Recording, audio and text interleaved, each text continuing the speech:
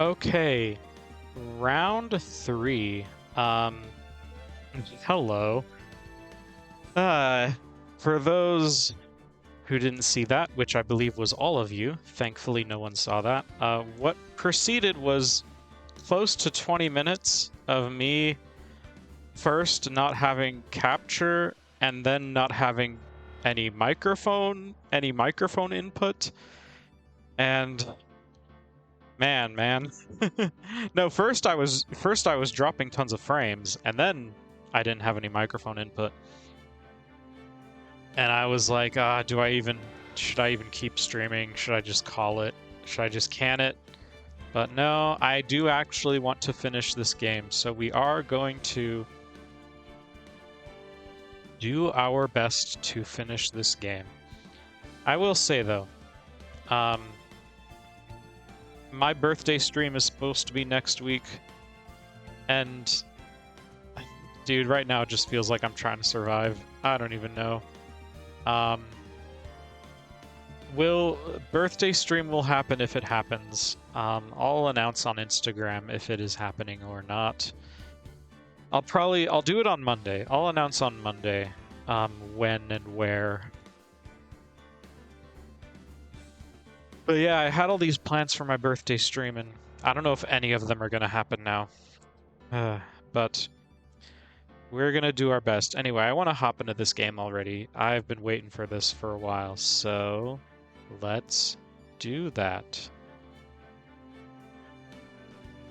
Assuming we have a game scene. Hold on. I'm gonna have to... Oh, you hear that audio? Okay, there we go. Let's go to our game scene. It sure has been a day. Okay. Also, all the bot commands are broken. If you see that too, all the bot commands are also broken. So we've got just a cavalcade of brokenness today. We're gonna do our best. All right. It's the last day of rising from the ashes. We're gonna rise from all the ashes today. There shall be no more ashes to be risen from. Can you tell I'm padding for time? Okay. This is the defendant lobby, all right, but there's no defendant. Oh, where did they go? I've been trying to reach Lana all morning. Where could she be? And where's Emma, for that matter? It almost seems as if they died? What? Something's been happening behind the scenes. Edgeworth. Knowing you, you've already figured it out. I figured nothing out. I know nothing, okay? Who the owner of the 77 ID number is, that is. Well, I have a pretty strong hunch. Looks like I'm not the only one who's figured it out. You know, the only reason this trial didn't reach a verdict yesterday is because there was still room for doubt regarding this ID record. Ooh, suspicious. If that number does belong to whom you suspect, then no doubt will remain. After all, he hasn't been officially charged with anything. True, not yet. In any event, once all doubt has been removed from that list, I can call for a ruling. Hold on. Okay, no, capture looks good. 5 minutes, right, and Chief Prosecutor Skye will be found guilty. But she didn't do it! I figured you'd say as much. That's why I came here, to hear what you have to say. This is the first time he's ever done something like this. Lana's hiding something, and the only way we'll ever know the truth is to draw it out of her. The truth?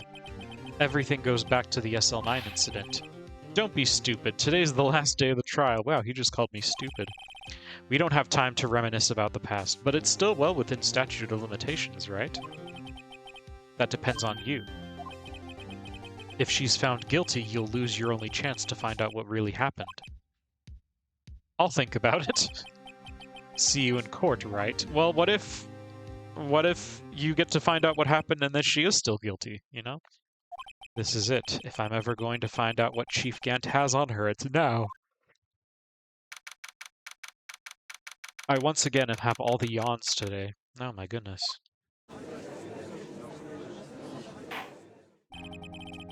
Court is now in session for the trial of Ms. Lana Skye. The defense is ready, Your Honor. The prosecution is ready, Your Honor. Normally this is when the prosecution puts forth its opening statement, but before that the police chief has a proposal to make. Chief Gant. Oh, he's gonna give us his long stare. Morning, folks. How's everyone doing? Hey, Ajit been back to the pool yet? No, I've been drowning enough as it is in my work. Oh, that's a good one. Don't think I can top that. If you don't mind me asking, Chief, exactly what is this proposal of yours? Epic stare down.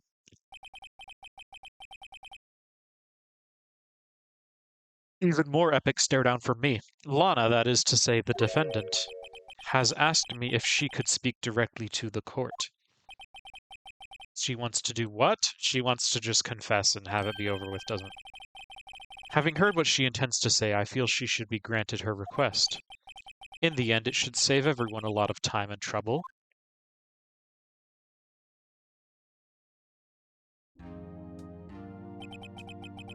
What's this all about, defendant?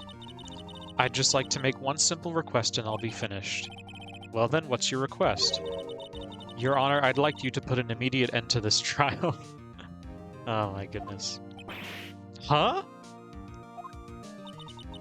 I confess to all charges against me. On February 21st of this year, I murdered Detective Bruce Goodman in the underground parking lot of the prosecutor's office. No, Lana! Oh. Objection! You can't! Your Honor, the defendant's claim does not change the defense's plea. In that case, Mr. Wright, I no longer require your services. But Lana... Your Honor, I hereby forfeit my right to an attorney.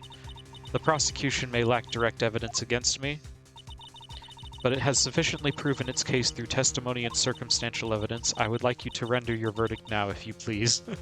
Imagine if the game just ended here. Well, the defendant certainly has the right to self-representation. Her request is legally valid, although this is an unprecedented situation.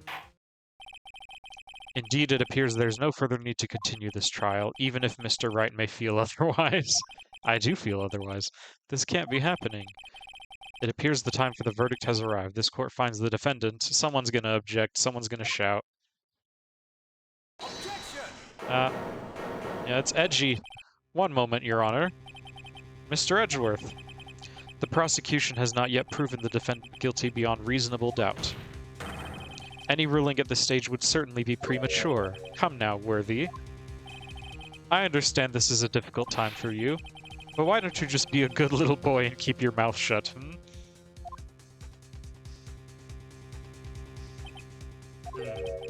I don't think I care for your tone, Chief Gant.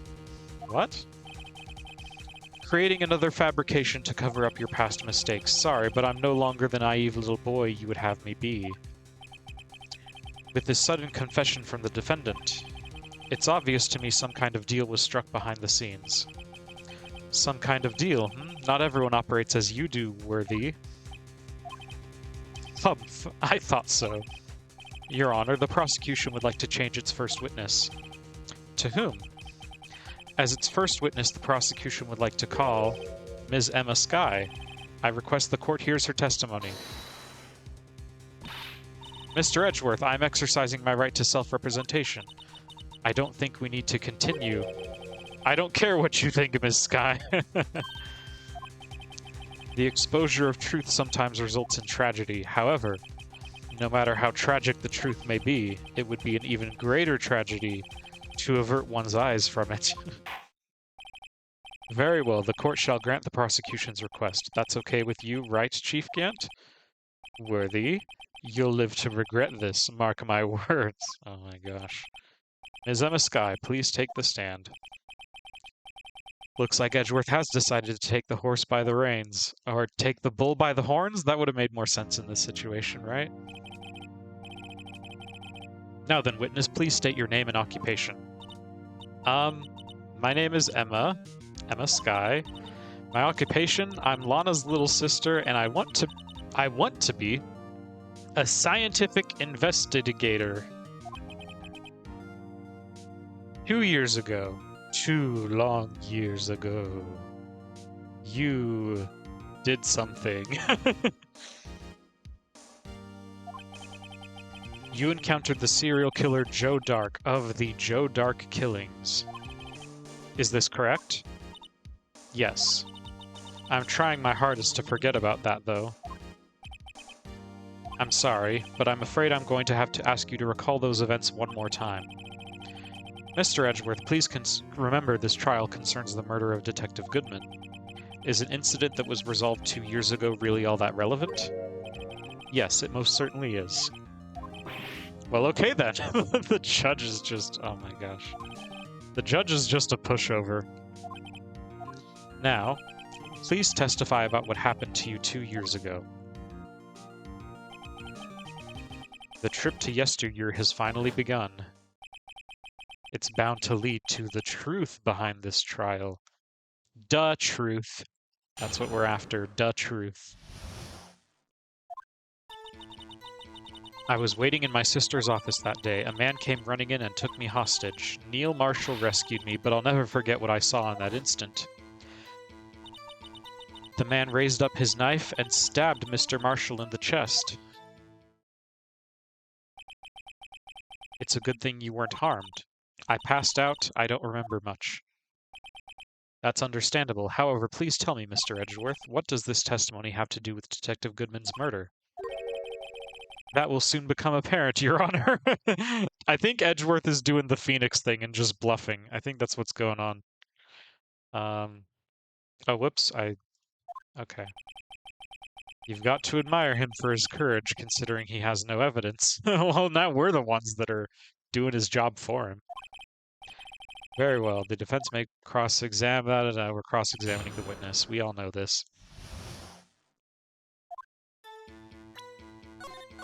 We are saving frequently.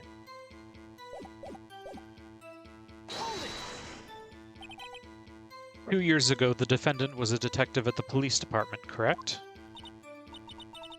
Yes, she was second in command under then Deputy Chief of Police Gant.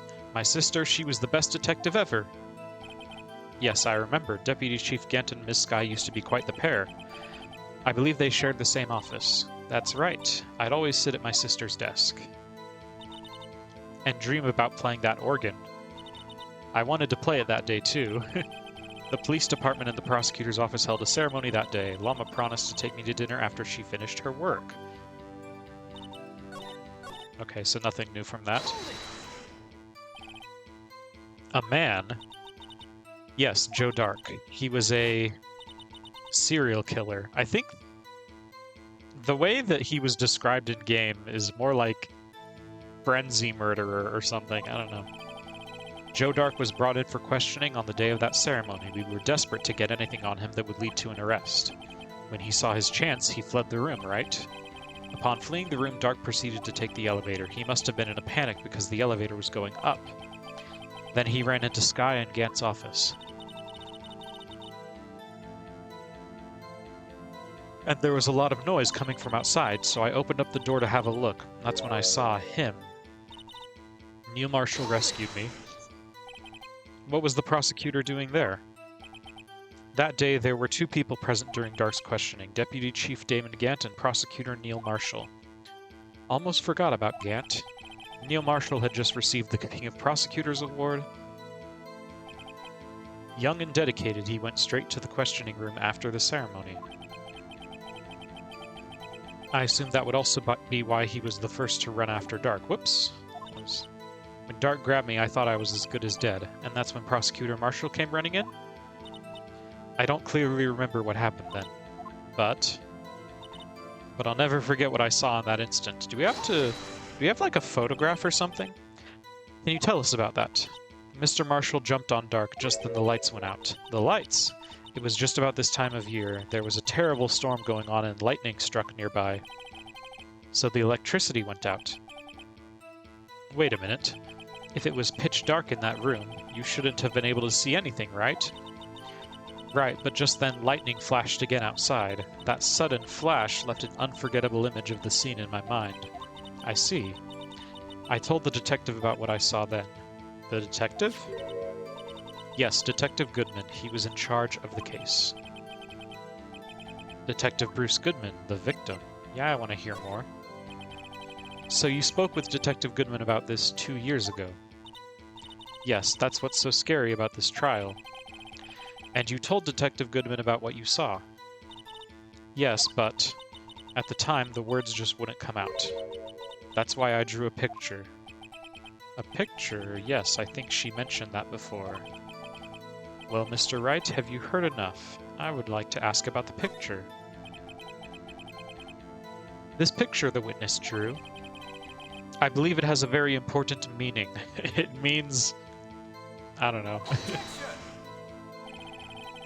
But the list of evidence I was given 2 years ago didn't contain a picture. Witness, would you mind if we added this statement to your testimony? Yes, Your Honor. Okay, so we did get more. I drew a picture of that scene once, but it seems to have been lost. You drew a picture of the scene you witnessed, right? Yes, I wanted to do everything I could to help the investigation. I can still see it now, whenever I close my eyes. Ooh, Siribot's getting them all today. That's strange. I took over the case after Prosecutor Marshall died. Yet I never received any picture.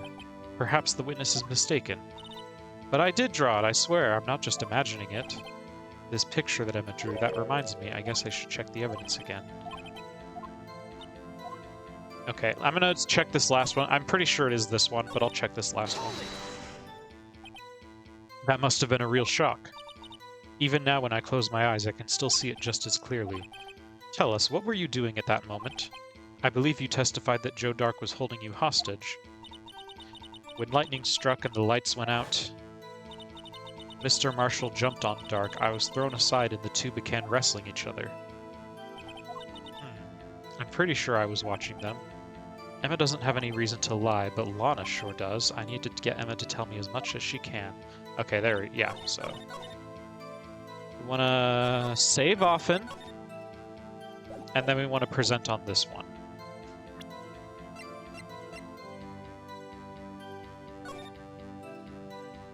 Because this has... Wait, doesn't one of these have a picture on the back? I know that we're not supposed... There's like an instant game over you can get if you present this at the wrong time. I know that exists. But... Oh, yeah, there it is, there it is, there it is. There's the picture, there's the picture. I've got a bad feeling about this. Yeah, you better. It seems to have been lost. Objection! Mr. Edgeworth, this little girl put all her heart into drawing that picture. And yet you would insist on denying its existence. Huh? Hey, I'm not the bad guy. All I'm saying is that as the prosecutor for that case, I wasn't handed such a picture. That may well be, but that doesn't mean it doesn't exist. Behold! Behold! Lo! Hark the herald... Okay. This is the evidence list for the SL9 incident. I'm getting all the yawns today. Oh my goodness. It's a good thing no one's here. Please turn it over, Your Honor. Turn it over. Turn it... Ah! What's this? Yes, what is that? Hey, that's it. That's the picture I drew. She seems very happy about it all of a sudden. Indeed, two men appear to be wrestling here. What's the meaning of this? What are you doing with that list? Me? Me? Only the prosecutor in charge should have access to that list. Huh? These lists, they're different from each other. What? It would appear, Mr. Edgeworth, that the evidence list you were handed 2 years ago was incomplete. Yes, because they're usually twice as long. These two lists fit together to form one. You can see the marks here where they were torn apart from each other. So you see, Mr. Edgeworth, it's quite obvious what happened. 2 years ago, only half of the evidence in that case ever reached you. What? Whoa! He's gonna have a Street Fighter falling over dramatically. But Ms. Sky, why did you draw your picture on the back of such an important list? Because that's what Detective Goodman handed me in the questioning room, Your Honor. Wait a minute. If this list was torn in half, then that means... Your Honor, are you all right, Mr. Wright? Your eyes are bulging from your head. Oh dear. That doesn't sound very healthy. That doesn't sound very healthy, Mr. Wright. Do you need some eye drops? If the evidence list was torn in half, then there might be more of the drawing on the back of Mr. Edgeworth's list. So Mr. Edgeworth also happens to have this list from 2 years ago. Yes, that's quite conceivable. Mr. Edgeworth? It's possible. Let's see. Ugh. That's my reaction when I have a McGriddle. That's me right there. Me with a McGriddle. Is something wrong? Do you even have to ask? Oh, he's angry. Sorry, Your Honor. There is indeed something drawn on the back of my list. It's that thing!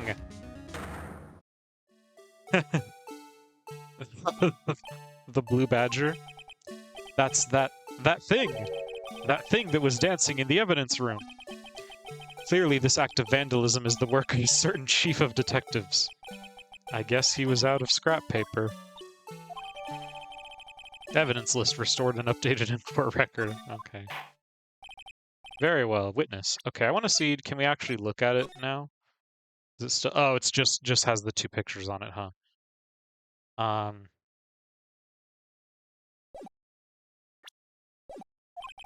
Will you please testify about this picture you drew 2 years ago? Huh? Oh, yes, sir, Your Honor. What's wrong with Emma?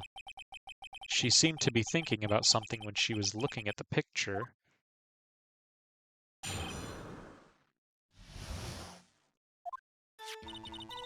This is the picture I drew 2 years ago.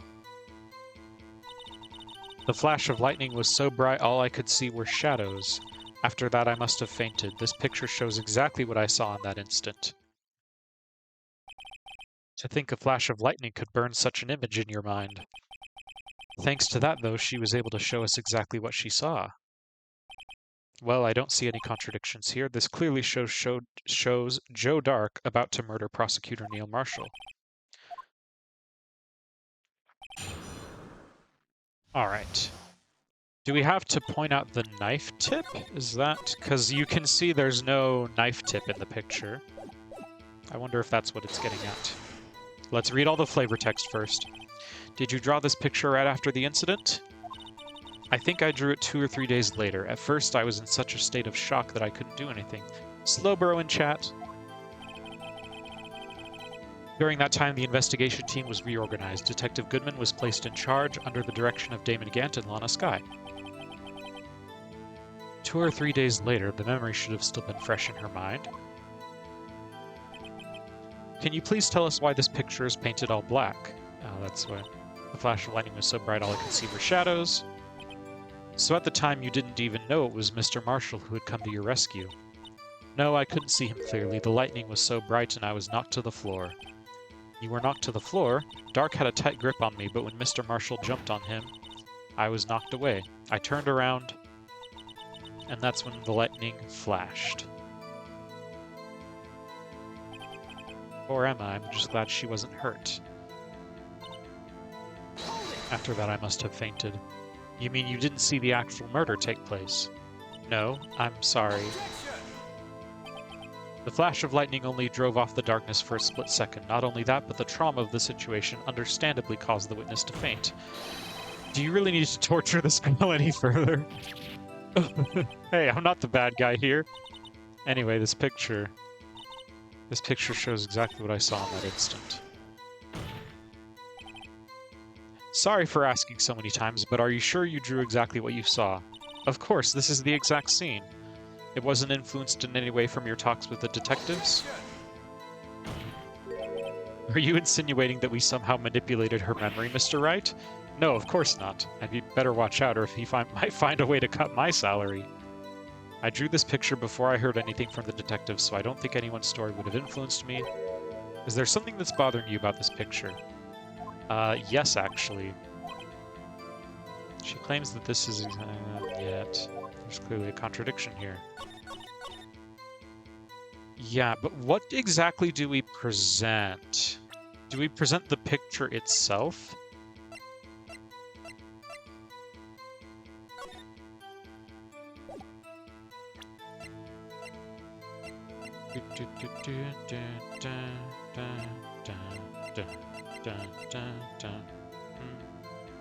Oh no, the broken knife. Oh no.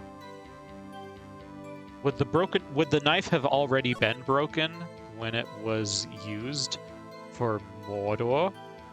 I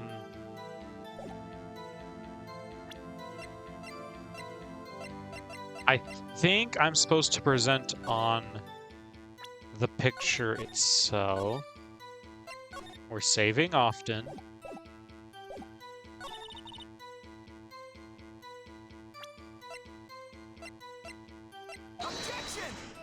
Oh, is that not it? Okay.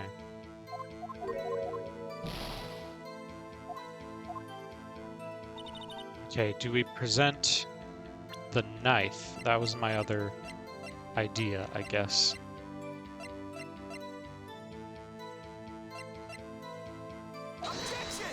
Not that either, huh?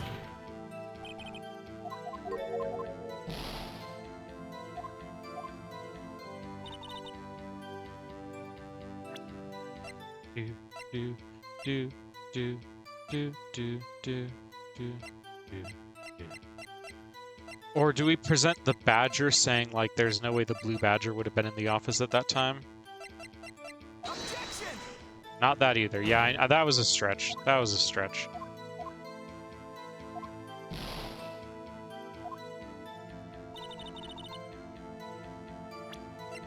Do.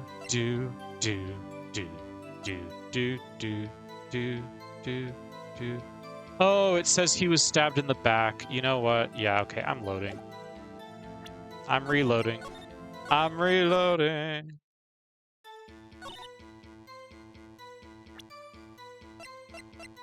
Objection! There we go. I hate to be the bearer of bad news, but this picture the witness drew contains a blatant contradiction. What?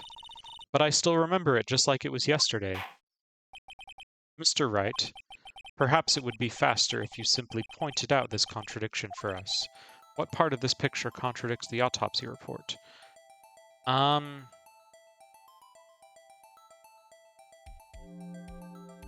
Is it the blunt knife? It's either him being stabbed in the back, in which case I'd, like, point here, or the fact that there's no knife tip, in which case I'd point here. I think it is supposed to be the fact that there's no knife tip. The contradiction, of course, lies here. Take a look at the knife the man is holding. If you look closely, you can see its tip is broken. Even I don't have to look closely to see that, Mr. Wright. But Mr. Wright, look at the evidence. See the murder weapon? Its tip is broken too. If I recall, the tip of the knife was found broken off in the victim's body. It was the conclusive piece of evidence that proved Joe Dark was the murderer. I'm afraid it's not so simple, Emma. And where, pray tell, could you possibly see a problem? It's obvious, really. The victim suffered a single stab wound to the back. If the victim was only stabbed once, then the murder weapon should not yet be broken. Ah! We've got the judge to yell. Perhaps the knife was broken beforehand. Sorry, but I'm afraid that's not possible. The tip of the knife was found inside the victim's body. If it was broken beforehand, it couldn't possibly wind up there. That's right. But what does this mean? How could this be? The tip of the knife was undeniably discovered within the victim's body. The only possible explanation is the witness's memory is mistaken. We're yelling objection back and forth. That's why I asked her so many times if she was sure she remembered correctly. I believe you were annoyed at the time, but she was sure she remembered correctly. But there's no other way to explain this inconsistency. Not so fast, Mr. Edgeworth. There is another explanation. Have you forgotten already? About a little something called falsified evidence. You're treading on thin ice, right? All I'm saying is that this broken knife tip might be the piece of evidence that was forged. You can't deny the possibility. Oh no. Poor Edgy. Are you saying the investigation really was corrupted? Your Honor, please allow me to once again go over the events that took place the day of the murder. The police department and the prosecutor's office were holding a ceremony that day. After receiving the King of Prosecutors Award at the ceremony, Neil Marshall questioned Joe Dark along with Damon Gant. During his questioning, Joe Dark fled the room. Prosecutor Marshall chased after him and was killed by Dark. It is my belief that somewhere in this story there is a lie. I'm not lying. The man really was holding up a broken knife. If that's true, then there's no other way around it. This could not have been the actual murder weapon. There must have been another broken knife. What are the chances of there being two broken knives? Another broken knife besides Joe Dark's. Could there have been one? I think... yes. If the witness is adamant about the accuracy of what she saw, it can't just be explained away by a simple observational error. Mr. Wright? In that instant, Emma really did see a broken knife. I assume, then, that you have some other information about this other broken knife. Yes, and I will tell you right after I save the game. If so, please feel free to enlighten us. The murder weapon was already broken prior to the murder. There's only one way. Take a look at this. Here's the real murder weapon. Oh, it's the trophy, right? Because the trophy's sword was broken off. The real murder weapon was this picture. The real murder weapon was my attorney badge. No. If anything's broken here, it's you. I'm sure this must all be very amusing to you, Mr. Wright, but may I remind you that the fate of Ms. Lana Scott... Wait, what? Was that not it? I really thought that... What?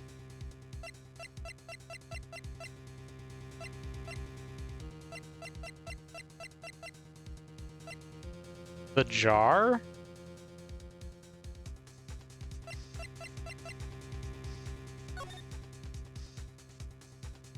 Oh, the knight in that picture?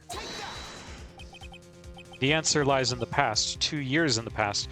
There we go, okay. Right here inside this picture. This is a picture of the award ceremony. Ah! What is it, Mr. Edgeworth? It's the broken murder weapon. Notice the award Prosecutor Marshall is holding.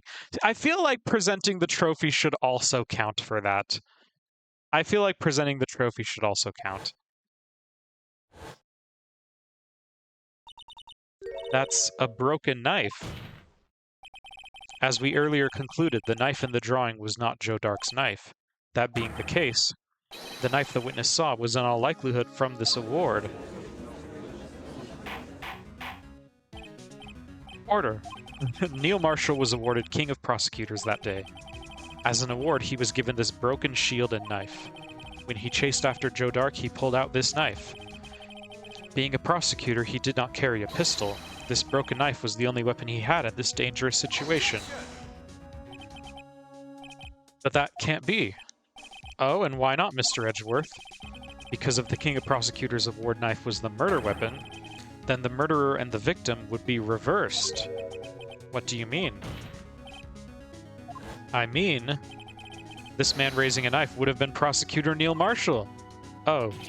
Oh no! But the prosecutor was the one who actually died.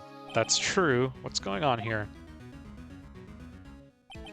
It seems Mr. Wright has been a bit too eager to jump to conclusions. Wait, I remember now. I remember everything. Oh, yep, we unlocked her memories. Witness, Mr. Edgeworth. Could you show me your evidence list again, please? His list, the one with that picture scribbled on the back.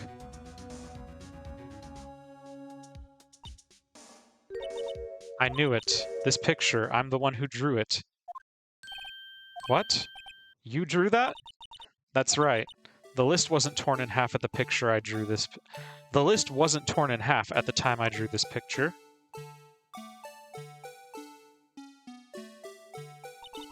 All this time I've been trying so hard to forget. I must have locked this part away deep inside me. Perhaps it would be best if we added this to the witness's testimony. Would you tell us what you've recalled, Ms. Skye? First the knife mix-up and now the blue badger. This should be interesting. Yeah, it's not actually the blue badger, it's the jar. But we're getting there. When I saw that man raise his knife, I panicked and rushed toward both of them. I think I knocked away the man with the knife. Just then there was another flash of lightning, and that's when I saw the blue badger. He wasn't in the room, but I'm sure I saw his shadow. This is certainly most unusual. Try impossible! The chief of detectives didn't even design him until this year. Oh, there's a typo there. There's a typo. That would mean he didn't even exist 2 years ago. Yes, well, the defense may now begin its cross... Where... Stop, please, don't pursue this any further. Oh, she's... yeah. Lana, what's the meaning of this? Please remain seated in the defendant's chair. But you can't do this. I've already confessed to the crime. Why can't you just leave it at that? Chief Prosecutor Skye, we've already come this far. It's too late to turn back. Silence! Silence! Bailiff, please detain the defendant.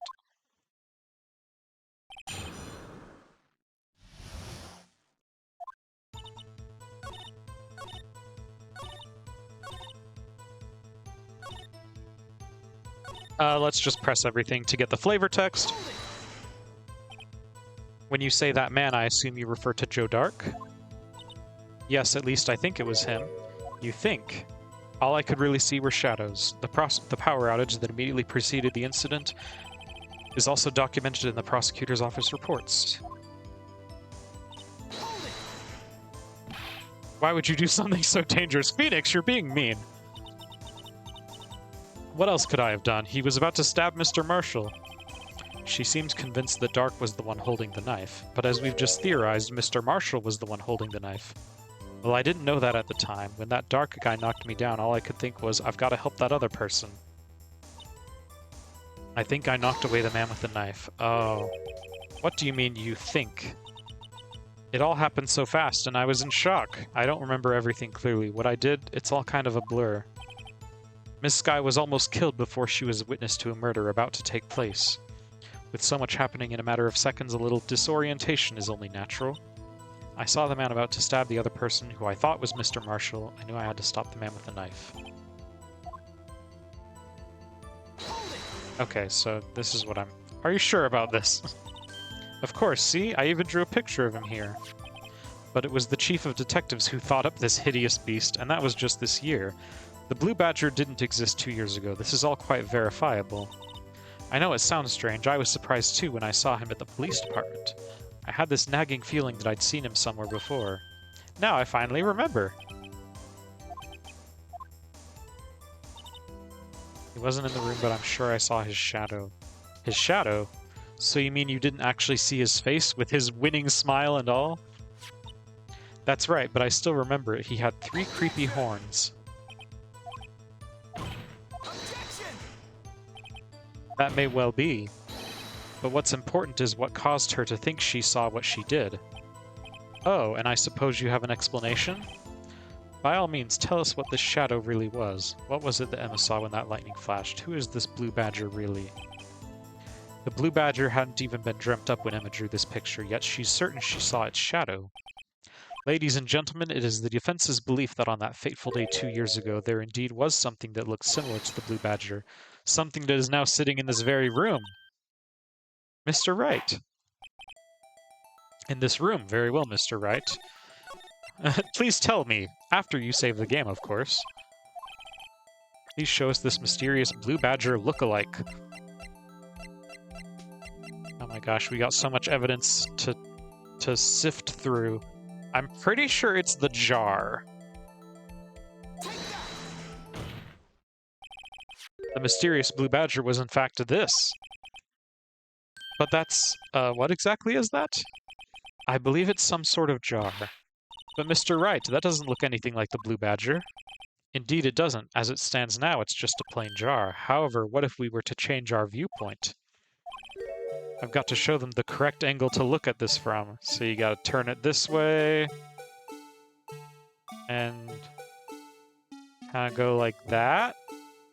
Or do you have to turn it the other way, actually? Kind of go like that. No, this... Hold on. This is...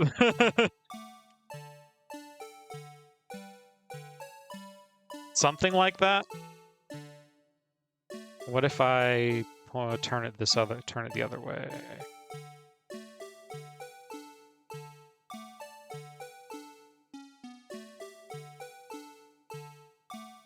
She says she saw 3 horns.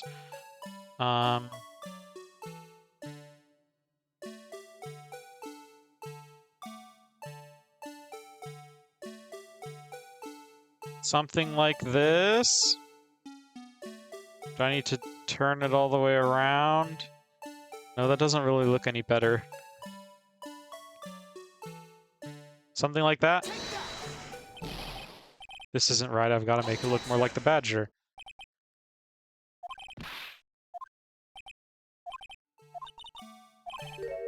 Okay, this is...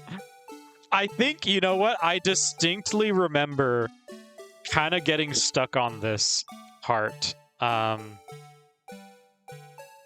When I played this on the DS as well. I remember getting stuck on this being like, what is the right angle? I am so hosed, like this is gonna take me forever.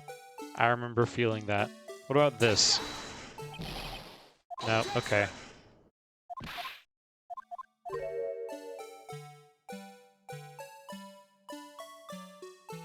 Is it not like that either?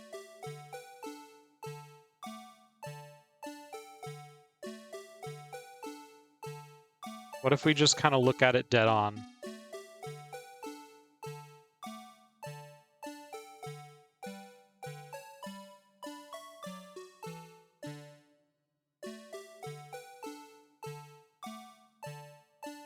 Like that? No, one of those is too low.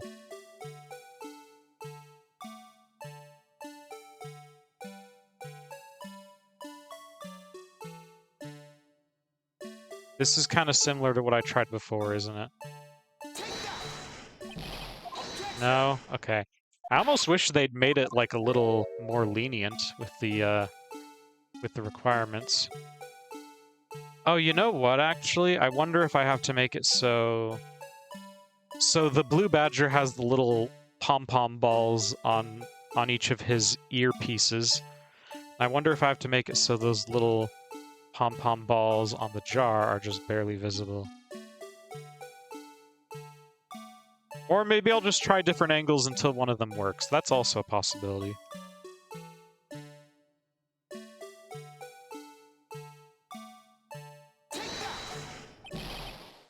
Okay, not that either. You know what? If it really comes down to it, I will just like find a video of and see what the video does. I don't think looking at it from any side angle is helpful.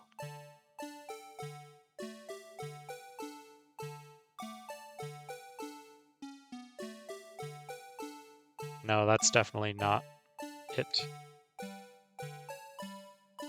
I love how we have to listen to the Blue Badger's theme song while we're doing this too. It's great.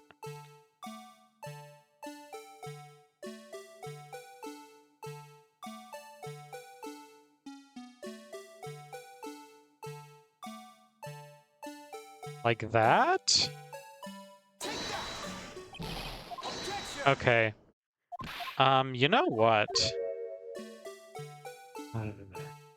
Okay, 2 more tries, and then I will go to the BRB screen and we will find a gosh darned video walkthrough of this thing.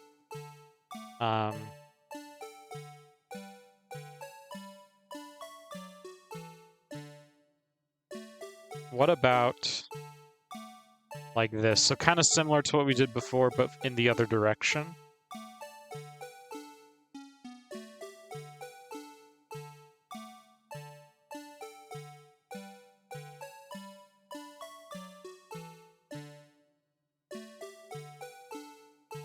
Wait a second. Hold on. I think I might have it. Oh no, if I do this.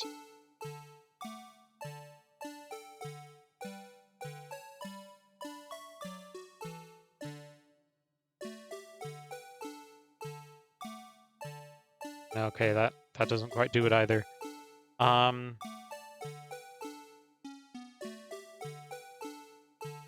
Okay, let's just see if this is better. If this is it. Nope, that's not it either.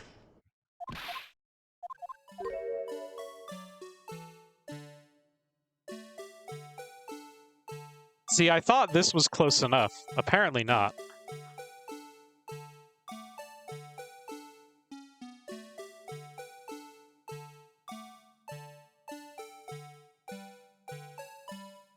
I feel like we've already tried this. What if I just did it a little more dead on? Like that? Okay. That's not it either. Okay, so what we're gonna do... We're gonna save. We're gonna go to the main menu. And we are going to go to the PRP screen while we freaking... find a video that'll show us exactly the right angle. Oh my goodness, I can't believe we're really doing this, but we are. That's just how it be. Okay, I will see you guys. You know what? Use this opportunity, stretch, hydrate, get a drink of water, get a snack. Use it as an opportunity to do all that stuff. And don't worry, we'll be back. See ya in a few. All right, we're back. And I have a picture. I'm not going to open the browser window and show you guys, but I do literally... I am going to actually pull it up. I got to pull it up right next to me here. So I can see the correct angle, the most correctest angle of all. So yeah, I kind of have to go like this, and then like this? Okay, that feels close to what I was doing before, I feel like. Maybe a little more like that.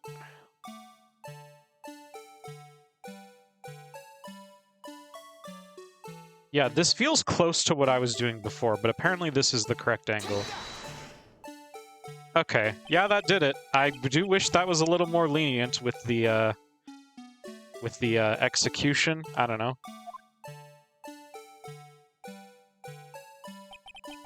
No one can possibly deny this jar's resemblance to the blue badger. Yeah, yeah.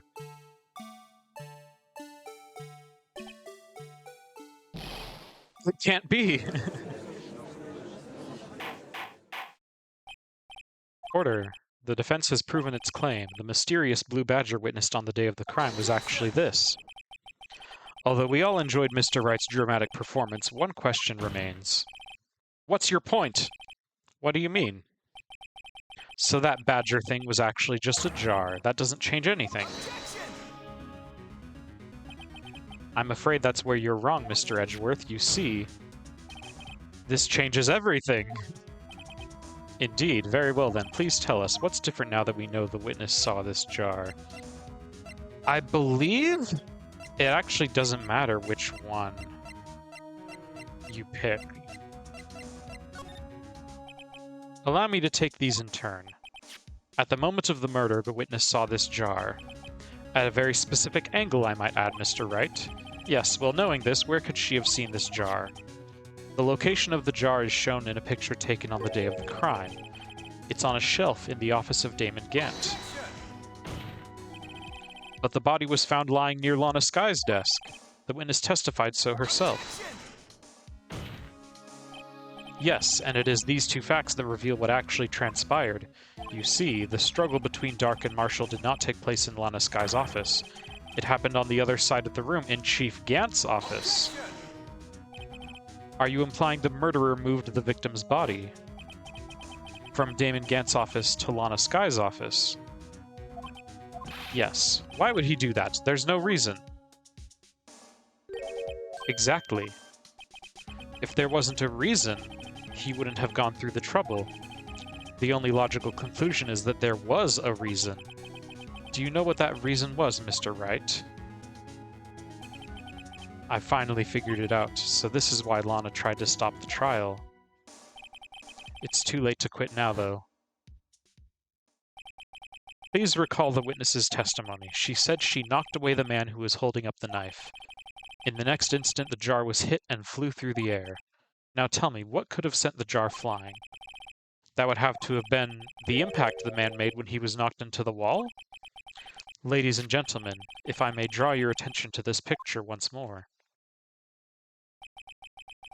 If the man was knocked in the direction of the shelf the jar was sitting on, what would he have hit? Ah! The suit of armor, holding a very sharp and dangerous-looking sword. Yes. And since the man who was knocked into the armor was carrying a broken knife, he would have had to have been Neil Marshall wielding the King of Prosecutors trophy. Mr. Wright, you can't be thinking. Yes, there is another possibility of what actually transpired in that room. Of course, the perpetrator would have had no idea, but nevertheless. I don't know if I can go through with this. Nope, sorry, Phoenix, the story says you have to. Mr. Wright, what's the matter? If events took place as the defense theorizes, then the outcome is obvious in that moment. Assuming the man Emma Skye knocked away was actually Prosecutor Neil Marshall.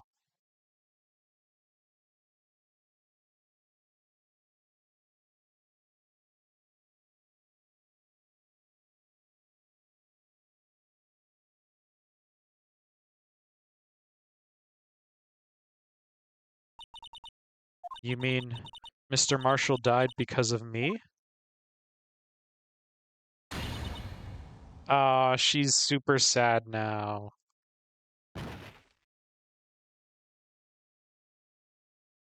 And she died instantly. She fainted instantly. I never imagined her testimony would lead to this. So it was the witness who took the victim's life and then proved so with her own testimony. This is unprecedented.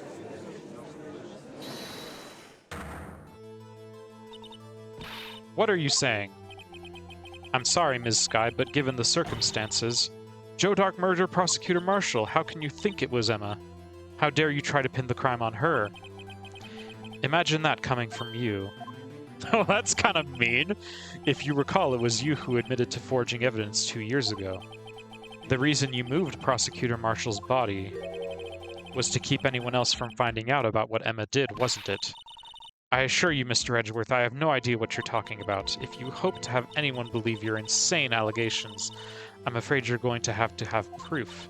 Tell me, do you have any conclusive evidence that proves my sister killed Neil Marshall? Evidence? I'm willing to bet you don't. It certainly would be difficult to prove this with evidence. If we don't have evidence, then we'll have to rely on testimony.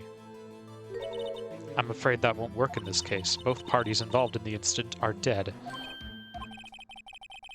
We certainly can't get dead people to testify, unless we get somebody called Maya. This has all been a wild goose chase from the beginning. Touché, Ms. Skye. Of course, that only leaves us with one possibility. How many times have we said, this only leaves us with one possibility? We've said that like 20 times. What do you mean, Mr. Edgeworth? I mean the possibility that the victim has left us a message. Oh, of course. The old Wright the killer's name. We've been here before. He may have left behind the name of the person who took his life in one manner or another. That's impossible. Well, Mr. Wright, this is the only possibility left to you. A message from the deceased. Does such a message exist?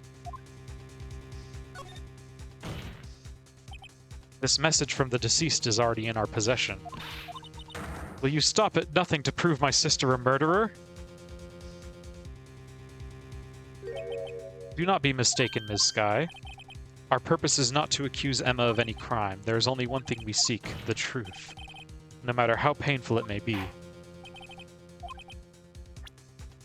Please show us this evidence that conveys a message from the deceased. It's the jar. Although I'm pretty sure later we actually have to prove this wrong again. We have to, yeah, do some funky stuff to prove ourselves wrong. But whatever, we're doing this. This is that blue badger from before, right? Oh, is he just going to speak the killer's name? If that thing could, I'm sure it would. Looks like everyone's forgotten this is just a jar. A message was left here on the surface of this jar. If you look closely, you can see a faint trail of blood on this jar. It looks like someone wiped the blood away. Yes, but notice, for some reason, the blood on some of the fragments was not wiped away. There's a line here, drawn in blood. We're playing Connect the Dots. Prosecutor Marshall did not die instantly. He used the few precious moments left to him to leave behind a message. Just like Mia, except not really. But blood must have seeped into the jar where the lines changed directions. Precisely so. All we need to do is connect these points, and the victim's message will become apparent. No. Mr. Wright, what kind of message did the victim leave for us? Your Honor, I believe these bloodstains will reveal to us the answer. Got to connect these dots to make letters. There's only one thing the victim would have written given the circumstances. His murderer's name. Oh boy. Yep.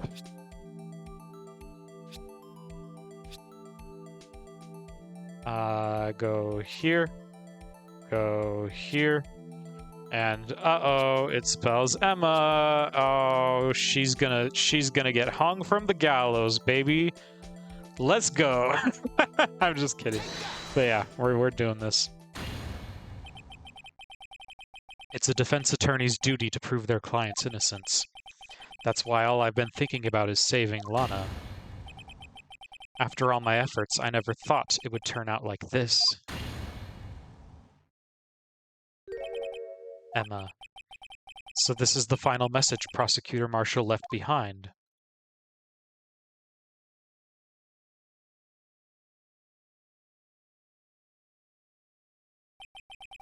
Of all people, she may not have meant it, but in the end the one who took the victim's life was Emma Skye.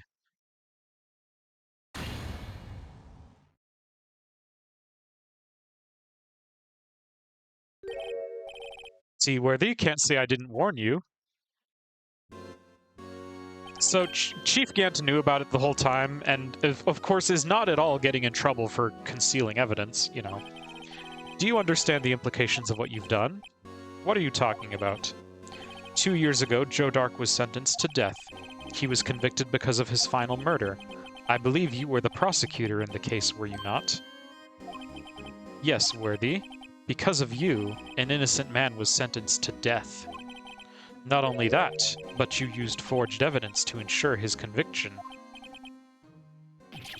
But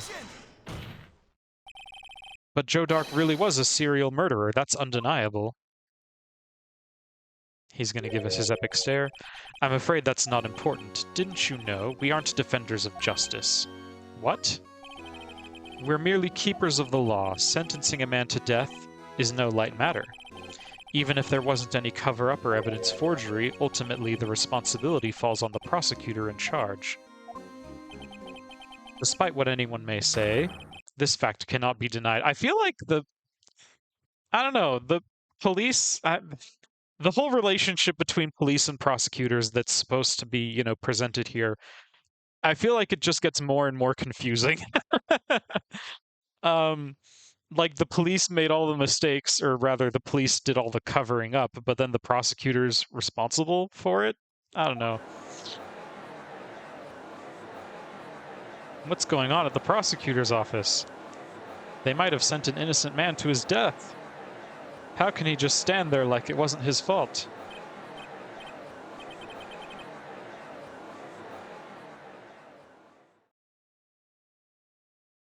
The gavel's pounding fell on deaf ears. Unable to settle the crowd, the judge declared a recess.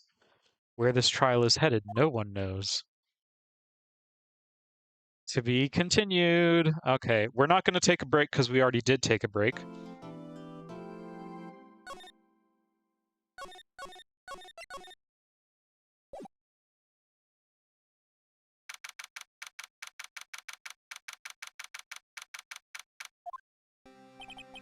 Sorry, Edgeworth. I didn't mean to get you in trouble. Don't worry about it. This is my problem, not yours. Besides, you already said you were going to quit. Hope I'm not interrupting anything, pals. Oh, you know, just casual trial for murder. Oh, guess I am. I'll come back later. Wait, Detective Gumshoe, what is it? You got a lot of nerve, pal, making a detective run all around while on duty. And to top it off, you call me here? I've seen happier people at funerals. I take it Lana's having you run errands again. Let me tell you, this is the last time, pal. Here, she asked me to give this to you if there was a break in today's trial. Evidence law. Edgeworth was talking about this just the other day. Yeah. You could at least study some evidence law, really. Yeah, we're finally getting it now. The chief prosecutor also wanted me to give you a message. A message? She said if you're planning to take him on, you're going to need this book. Him? I guess I'll need to give this book a thorough read. Evidence law, securely slipped in pocket. Doesn't look like that book will do you any good now, though. Okay, let's look at it real quick. I'm pretty sure it is just, yeah. No evidence shall be shown without the approval of the police department. Unregistered evidence presented must be relevant to the case on trial. So at some point we have to present this and be like, hiya! All that's left now is the chief prosecutor's sentence. That's where you're wrong, detective. Haven't you figured it out yet? Why I'm still sitting in that prosecutor's seat, despite all these allegations being thrown at me? Mr. Edgeworth, the real trial today hasn't begun yet. What? What else is there left to do? Your credibility's been all but ruined with this forged evidence you were unaware of. Emma Skye found out she unwittingly caused a man's death, and now you're telling me you want to do more? You gotta be kidding me, pal. You're missing the point, detective. Lana didn't murder Detective Goodman. He merely stuck a knife into his dead body. That means the real killer is still out there. What? And we're going to expose him, no matter what it takes. Ooh, this case has hurt too many people. It's time to bring it to an end.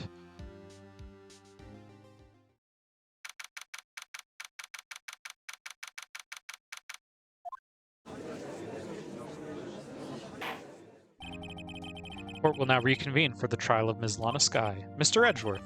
Yes, Your Honor. The Inquiry Committee is planning to impose harsh penalties for your actions. But, you know, not any of the other stuff. Thank you for the news, Your Honor. Yes, well, normally this is where the prosecution calls forth a witness. But, this isn't easy to say. You see, there is some concern that you, Mr. Edgeworth, may have, struck a bargain. You think I may have manipulated the witnesses. I didn't say that. It's just, you see, everyone has been talking, and... Very well, Your Honor. I have a solution. A solution? That being the case, the prosecution will allow the defense to call forth all further witnesses. What? But there's no precedent for what you're proposing.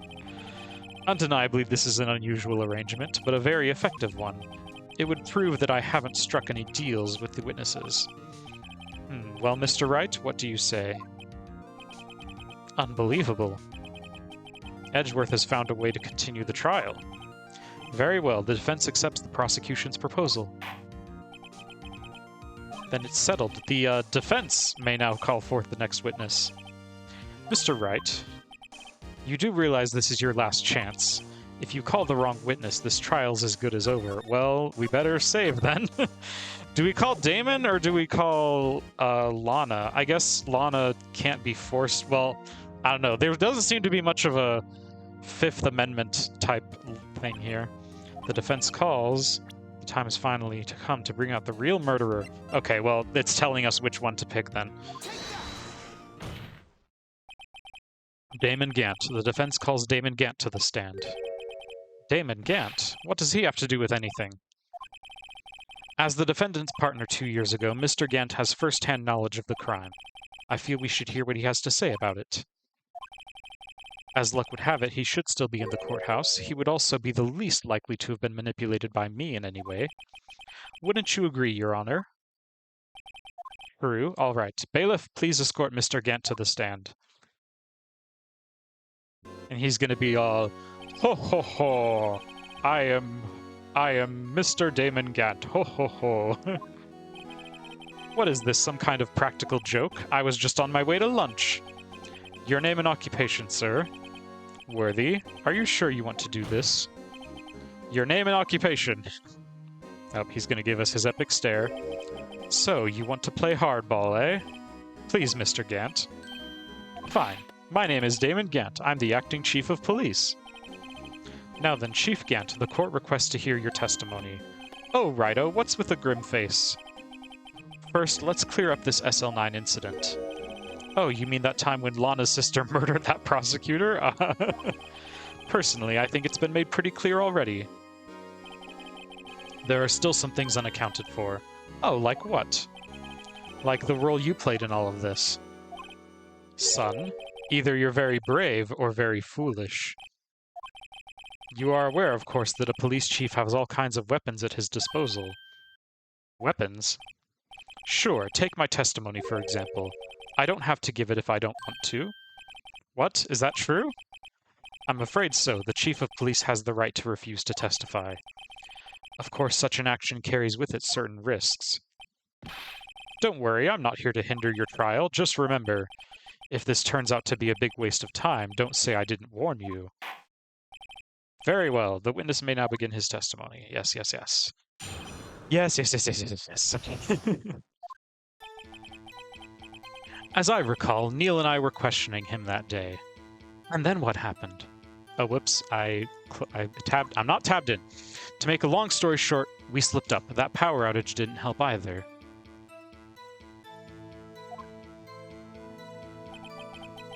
When I went to my office, I found Lana there. Apparently, she had already arranged the crime scene. As you can see, I had nothing to do with the forgery.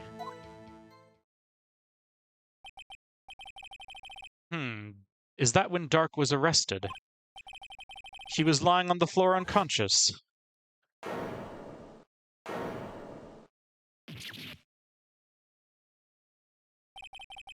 When Emma sent Neil flying, it seems Dark bumped his head.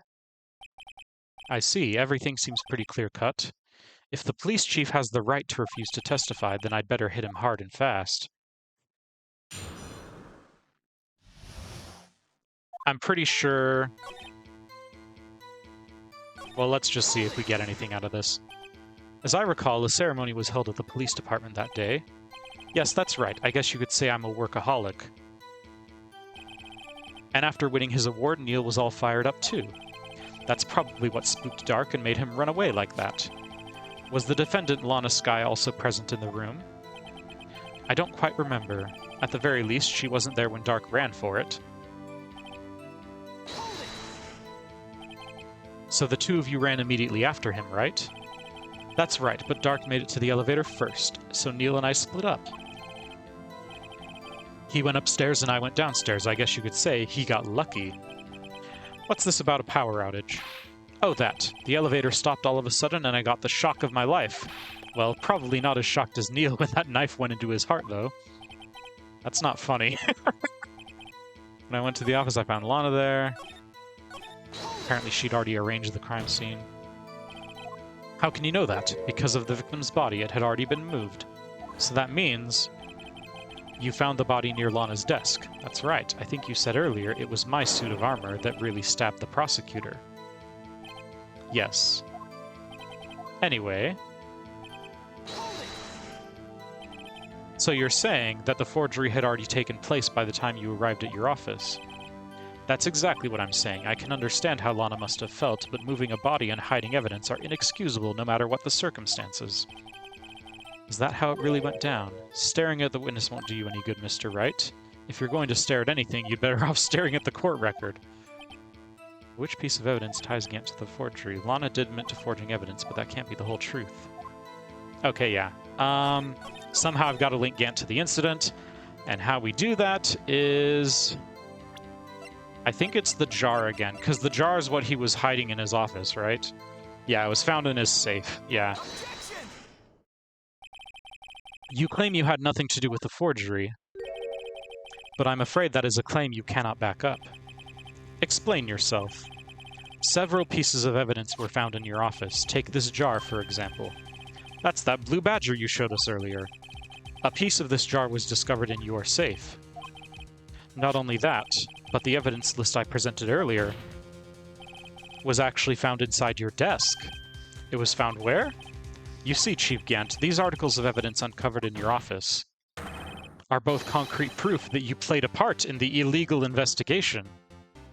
And we get the epic music now. Doot, doot, doot, doot, doot, doot, doot, doot. Chief Gant, what's the meaning of this? Ho ho ho, I'm Santa Claus. Here's a defense attorney who may even rival Worthy. So you admit to it then, that you were involved in the forgery. Who, me? Or do you mean you? Me? Why would I have anything to do with that? Well, you were the one who snuck into my office when you found this evidence. Prosecutors aren't the only ones capable of forging evidence, you know. Defense attorneys can do so too. Isn't that right, Righto? However, Detective Gumshoe was present during the investigation. Worthy, my boy. Not even detectives are exempt from the law. Rest assured Dick will receive his due punishment. What? Oh, yeah, because it's, if Detective Gumshoe's salary drops any further, he'll end up paying to work. Yes, well, in light of the detective's presence, please give us your testimony regarding these pieces of evidence found in your office, and their relation to the forgery that took place at the crime scene. My, kids these days no longer know how to put two and two together.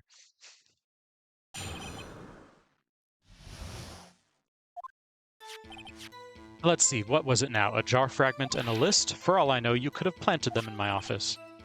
Anyway, you can't prove when those pieces of evidence were discovered. If they were found after Dark was convicted, then they're worthless. There's no reason I'd participate in a forgery. Rearranging the crime scene wouldn't help me out in any way. Mr. Wright? Yes, Your Honor. When investigating the crime scene, you should have been more careful to observe protocol. You do understand that I'm the chief of police, right? There will be consequences. Indeed, I believe I will press charges so you won't make the same mistake again. My apologies, Chief. Would you mind waiting until tomorrow for that? Today is, well, you know. All right, Udgy. In return, though. I know. That place, right? I like the idea that this guy and the judge are just like bros. What are these guys, telepathic?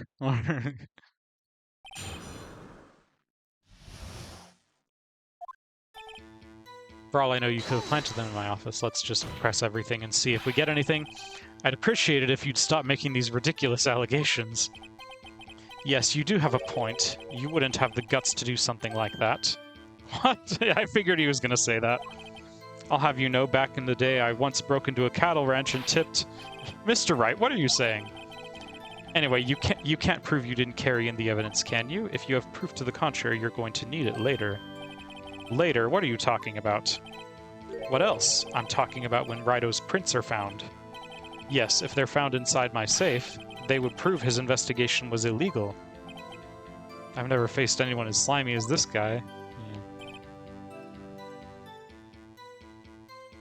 Yeah. What do you mean by that? This is all purely hypothetical, of course, but suppose I did place those items in my safe.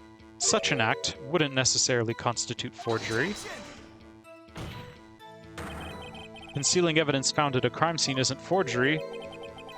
I'm not through speaking yet, Righto. It all depends on when the evidence was discovered. If they were found after Dark was convicted, then they're worthless. Are you saying this jar fragment wasn't discovered in the initial investigation? It would appear not. After all, it wasn't listed in the evidence list. For all we know, it could have suddenly materialized the day after Dark was sentenced. Oh, and wouldn't that be convenient? Right? The Chief is talking about a possibility. So long as you can't rule that out, your remarks, however clever they be, will only succeed in wasting time. Tell me something I don't know. Come now, Wright, think about it. There's no reason I'd participate in a forgery. How can you look me in the eye and say that? Because I'm innocent, remember? Who is it that murdered Neil? I'm not sure I care for the word murder here, but in the end the person responsible for Mr. Marshall's ultimate demise was Emma Skye. Well, now do you see? Rearranging the... I feel like this is the one you're supposed to present on, but I'm not sure what. At the very least, there's one large benefit you've reaped from all this. Oh, I wasn't aware. What is this benefit? That would of course be the position you have, Chief of Police. Oh. The resolution of the SL9 incident secured your promotion to Chief.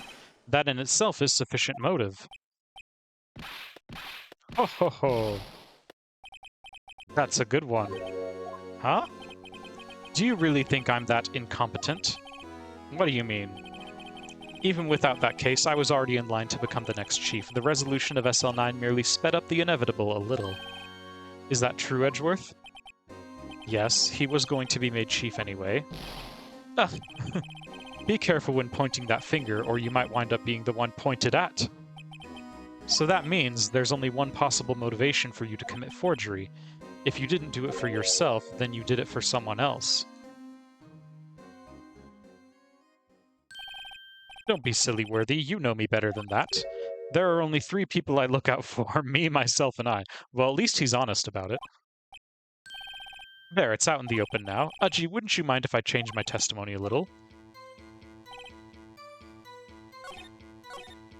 I wouldn't be anyone's accomplice if there was nothing in it for me. Okay. Just see if this gives us anything. Nothing in it for you. Sorry, but the only person I care about is yours truly. That girl, Lana's little sister, wasn't it? Oh, whoops. If you think I felt sorry for her, you'd better think again. Oh, jeez. That's very sad.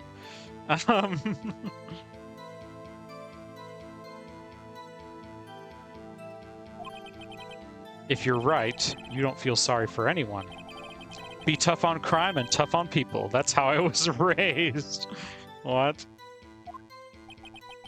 You seem to be lax enough on yourself, though. Ho ho ho. Oh, that's a good one, Worthy. Could there have been something in it for him? Given his selfishness, would he have helped someone out? Yes. True, you might not help out anyone for their sake, but if it would benefit you, you might decide to assist someone. Ooh. Mr. Wright, it appears you're positively determined to portray the chief as a nice man who likes to lend people a hand. That's not what I mean. Very well then. Who is this person you believe Chief Gant may have helped forge evidence? Yeah, there's really only one possible answer, and it's Lana. Chief Prosecutor Lana Skye, the defendant? Yeah, so I mean it's not even like, I think this is the kind of thing where some people would say like, oh, it's too obvious. But it's not that it's too obvious, it's just that it's well foreshadowed, you know? Like, you kind of get, through the previous section, you kind of get the sense that Lana was, like, being manipulated, or really, you know, through the whole thing, you get the sense that Lana was being manipulated, right? I believe it's quite obvious in light of the circumstances. Emma Skye fell victim to an unfortunate series of events. Who would want to help her more than her own sister, Lana? And as for Chief Gant, he would also have a reason to help Lana if she asked him to. That reason, of course, is self-profit. Self-profit? What do you mean? After the SL9 incident was resolved, Lana Skye was appointed Chief Prosecutor at the prosecutor's office. The person who arranged this job change was you, Chief Gant. But how would he profit from all of this? He would be able to use the Chief Prosecutor as his puppet.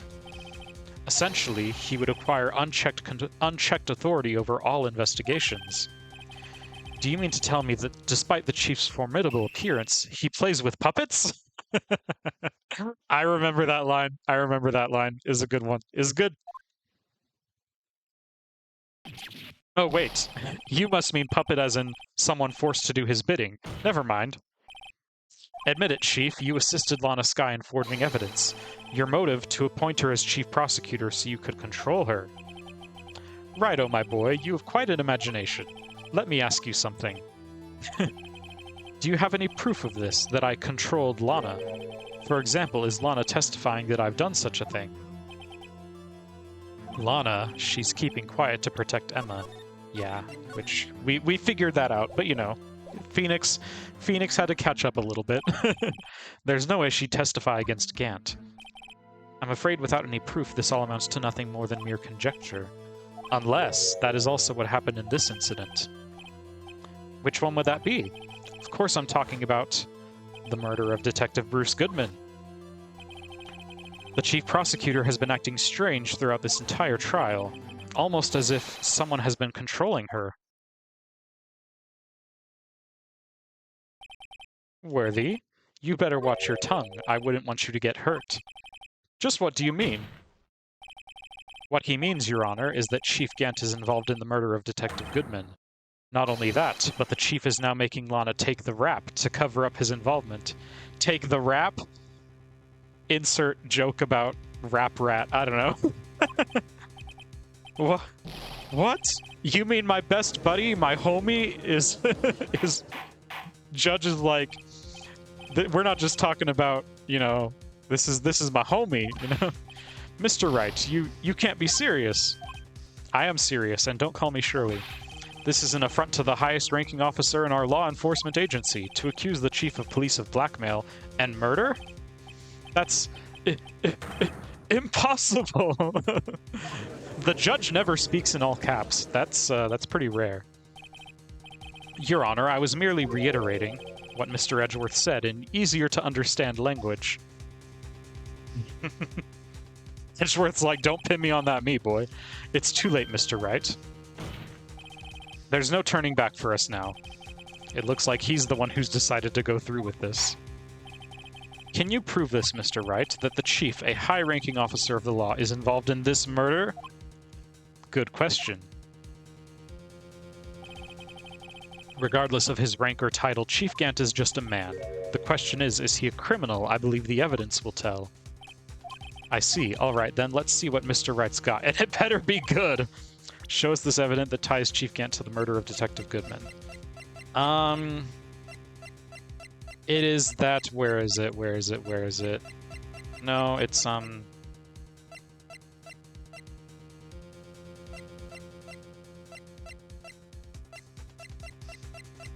It's the fact that he entered the evidence room during the day Goodman was murdered. Just where... This one. Okay, I'm like, where is it? Where is it? Where is it? It's this one, yeah. This is the ID card list. Yes, the one that shows who entered the evidence room on the day of the crime. There was one ID on the list we couldn't determine the owner of yesterday. 777. 7777. Sorry, but there's no way you can prove that's my card number. It's your number.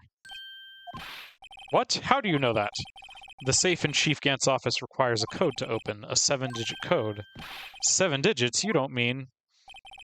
I'm afraid so, Your Honor. The code was 777-7777.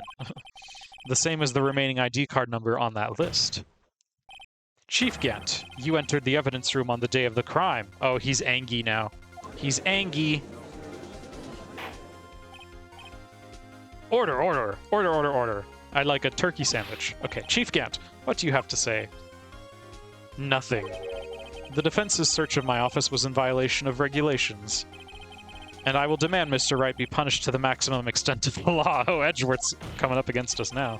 But right now, this court demands an explanation from you about the use of this ID card. Chief Gant, so you admit it. You entered the evidence room on the day of the crime. What about it? I'm chief of police, whether it's the evidence room or the bathroom. What's the difference? I can go anywhere I want. Tell me, when you entered the room, were you alone? I always go to the bathroom alone, as I do with the evidence room. Detective Goodman wouldn't have happened to be with you that day, would he? Of course not. Why would he be? I hadn't seen him in days. Objection! You hadn't seen him in days, Chief Gant. I'm afraid you've just undone yourself. On that day, you had to have met with Detective Goodman. What do you mean? This trial's purpose is to determine Lana Sky's guilt. No, it isn't, Your Honor. This trial's purpose is to determine the truth. Edgy's getting his character development. Let's go. If Chief Gant met the victim on the day of the crime, then we need to determine one thing. What transpired during that meeting? In that case, Mr. Wright, I'm going to have to ask you for evidence, and I'm going to have to ask you to let me save the game again. Okay, we're good. Show us proof that the victim went to meet Chief Gant on the day of the crime. Would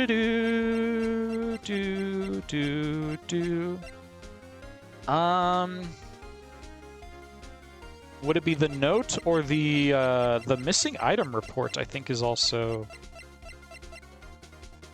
can only be submitted to Chief of Police.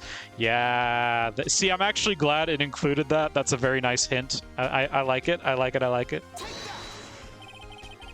Detective Goodman lost his ID card on the day of the crime.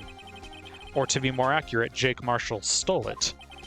So Detective Goodman filed a lost item report. He would have had to give that report to the Chief of Police. Yet you are in possession of the report, which means you can't be sure that he filed it. He filed it. How do I know, you ask? Because he needed to enter the evidence room that day. He needed to?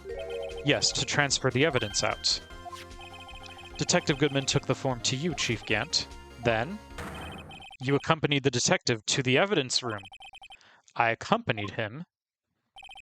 There's no other way the murderer and Detective Goodman could have entered the room. Uh-oh.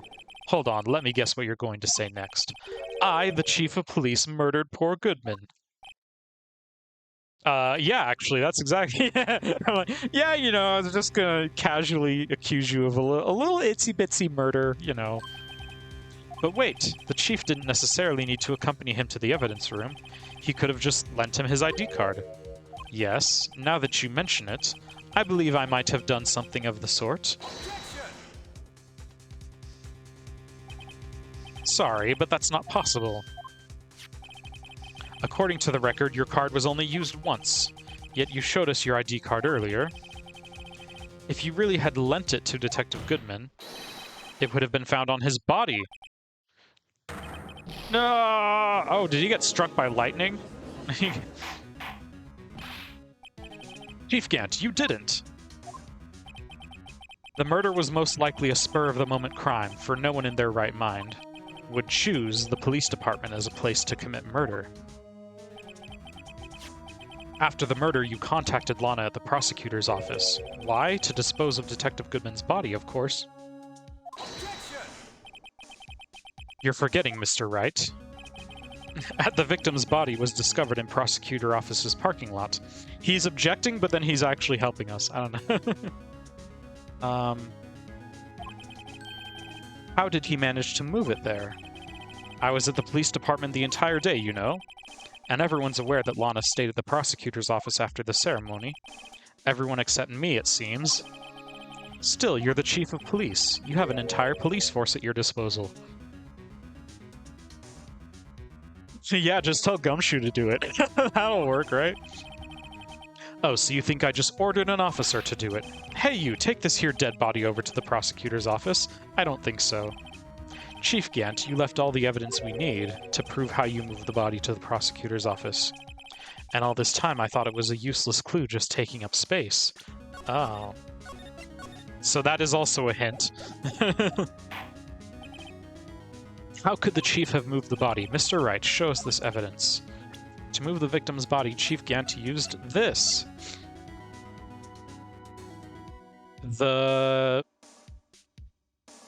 Yeah, the car, right?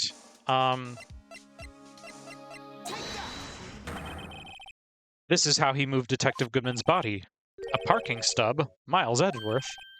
You mean, the body was found in the trunk of Mr. Edgeworth's car. I think it's obvious what happened. The body was moved by that car. But it's my car! You mean I carried the victim's body? Precisely so. But wait, even you know, I didn't plan on returning to my office after the ceremony finished that day. But you did return. Tell me why.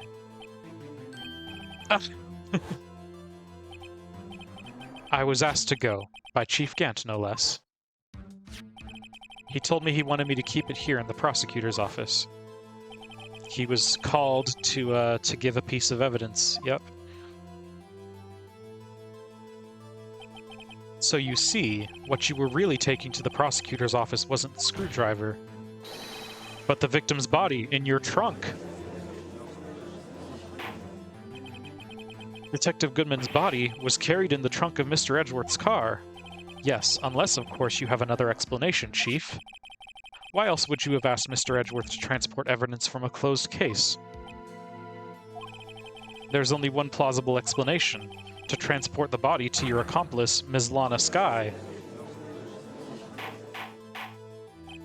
Order, order, order, order, order, order, order. What's going on here? Is there no room for rebuttal to the defense's outrageous accusations? Think back to the photograph Ms. Starr took at the prosecutor's office. This was not a photo of the body being stuffed in the trunk to be taken away. It was exactly the opposite. It is a photo of the body being taken from the trunk. Chief Gant, please say something. I believe your time's up. My time's up? Sorry, Righto, but I'm having lunch with the District Attorney General after this. We have to get going if we're going to make it in time for the early bird special. But the cross-examination isn't finished yet. Remember what I told you earlier. A police chief has all kinds of weapons at his disposal. Like the right to refuse to testify. I'm invoking that right now. What? That is not a right to be casually invoked. There are certain risks to be considered. So you're going to just run away after all this? Run away? Don't make me laugh, Worthy. I stabbed old Goodman. That's what you're saying, right? But if you had any conclusive evidence, you would have presented it by now. Well, You think I had Lana dispose of the body? If so, then show your proof and get it over with. I'll say it again, Mr. Wright. Damon Gant is the current chief of police, and everyone is above the law in this game. This court will not tolerate any accusations against him without concrete proof. Well, Mr. Wright? Do you have any concrete proof? Proof that Chief Gant murdered Detective Goodman and made Ms. Skye dispose of his body? I can't let him just squirm his way out of this. I've got to keep the pressure on. Yes, Your Honor, I do have such evidence. Just remember, it better prove Chief Gant murdered Detective Goodman beyond a shadow of a doubt. No,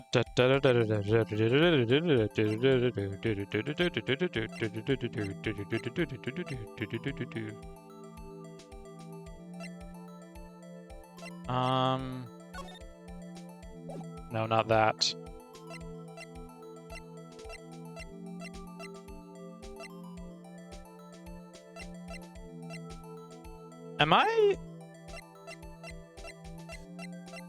I'm actually not sure which one I'm supposed to present here.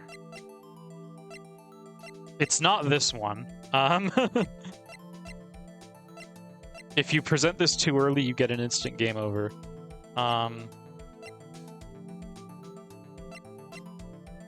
Prove that Chief Gant murdered Detective Goodman.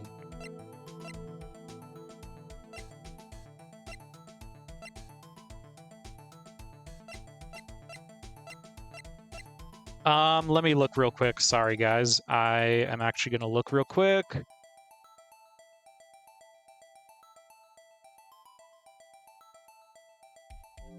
Oh, you are supposed to select I have no proof. Okay. Well, do I just have to present something incorrect then? So, what exactly is this evidence?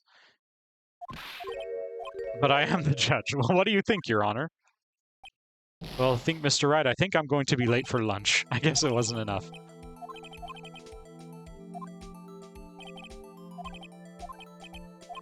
Do you have any concrete proof? Okay, we are apparently supposed to say we have no proof yet.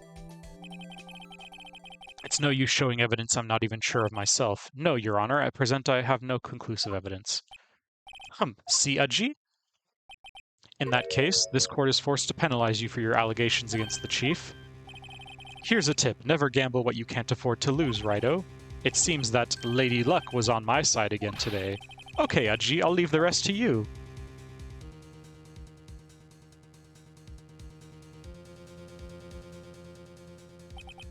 I warned you earlier, Mr. Wright. This is an affront to a senior officer in our nation's law enforcement agency. Oh, Edgeworth's objecting. Lady Luck, huh? Maybe we should have a word with her. Mr. Edgeworth, what do you mean? There's one lady who knows the real truth behind this trial. We haven't yet had the honor of hearing her testimony. A lady who knows the truth, another witness.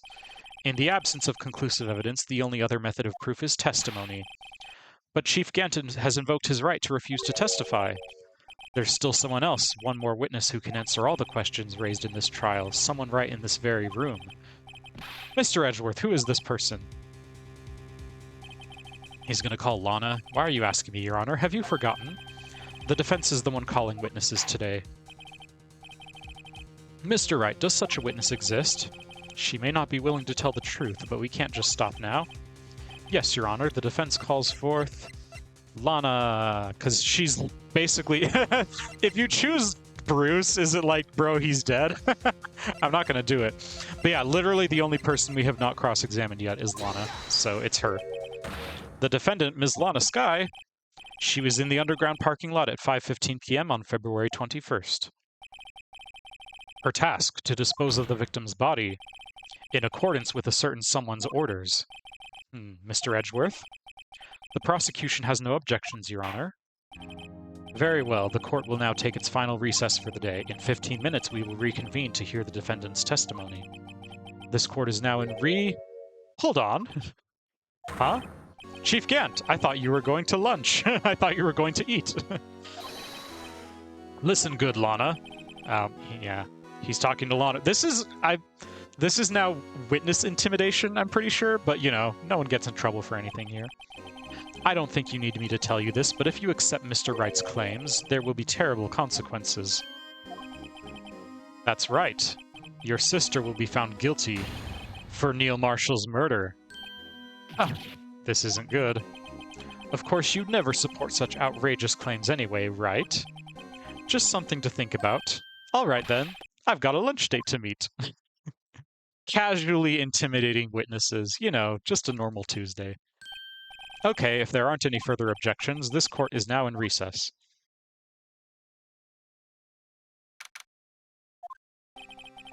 Looks like we managed to stay in the game. Yeah, thanks to your help, Edgeworth. That chief, he's something else, eh, pals? Detective Gumshoe. Ha ha ha, I'm not a detective anymore. Oh yeah, sorry about that. It's okay, they'll hire him back in time for the next game. Don't worry, I've already decided where to work now. At your office. My office? Sure, I'll take the place of that top-knotted girl you used to work with. Could he mean... Maya? Still, looks like we're all out of moves now. Chief Gant's done it again. How is it he always gets the upper hand? It's not fair he has the right to refuse to testify. Settle down, Wright. Remember what the judge said.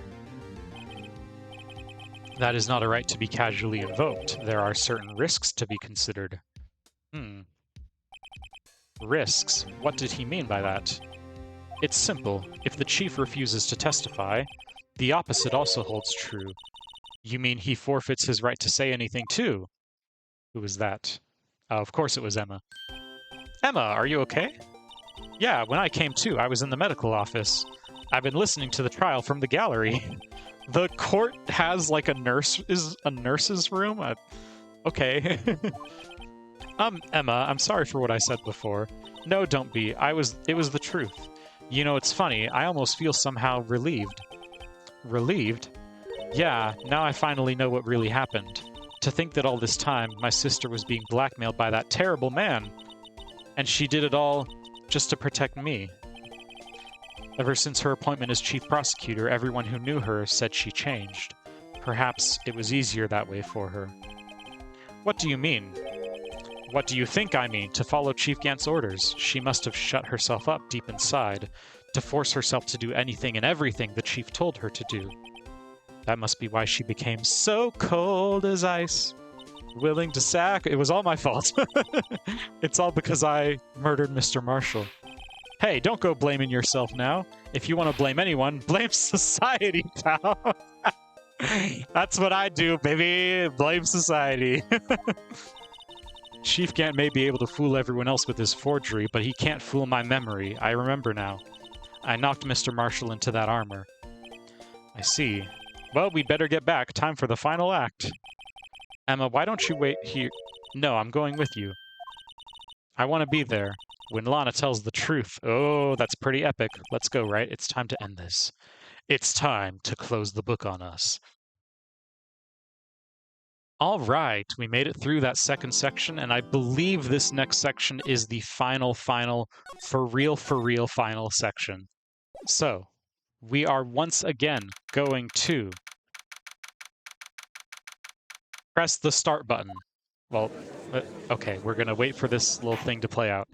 Now we are going to press the start button. We are going to go to the title screen because it has better music. Let's go. We are going to take another break because we're at the last section. Please, again, use this opportunity to get up, stretch, hydrate, take a drink of water, get a snack. And we will be back shortly with more exciting pointing and yelling action. All right, I'll be back in maybe 5-10 minutes. I'll see you guys soon. I return. All right.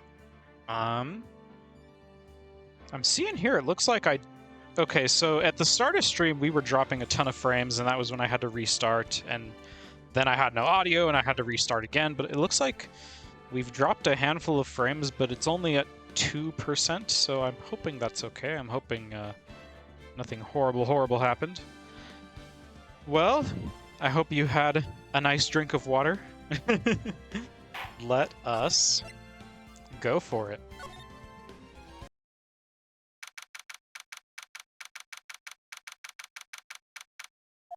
Courtroom number 9.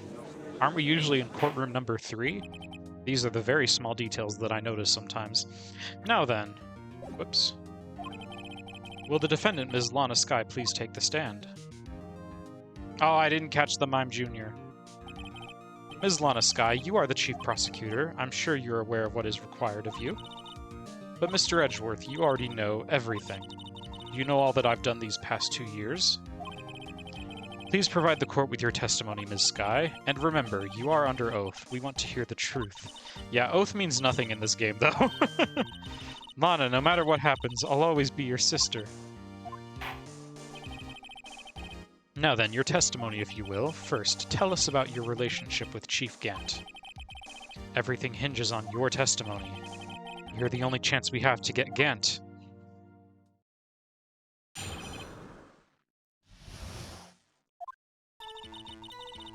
I worked alongside Gant for years. There's no truth to this blackmail theory. I fabricated the evidence 2 years ago all by myself. When I found Prosecutor Marshall's body, I rearranged the crime scene. My only motivation was to get Dark convicted. It had nothing to do with Emma. Are you sure about this testimony? Your Honor, I'm confessing to a capital offense. Of course I'm sure. But Lana... If this is true, then that means Chief Gant has nothing to do with this. That's what I've been telling you from the beginning. Please, Mr. Wright, you've got to help her. She's sacrificing herself because of me. But what if she's telling the truth? She's not. I know my own sister. Again, everyone can just read Phoenix's thoughts. It's like, what? What's up with this? Whenever she speaks stiffly like that, she's hiding something inside. Deep down, she's really screaming in agony. Yeah, this is no time to start second-guessing myself. Alright, we may begin cross-examination. Let's just press everything and see. How many years exactly? Ever since I made senior detective. Let's see, I was 24 then, so that would be 5 years. Detective Gant and Detective Skye were legendary partners. I personally saw them testify in numerous cases. She must have been good, coming from the same school as Mia. Damon Gant was a respectable detective, that's why. There's no truth to this blackmail theory.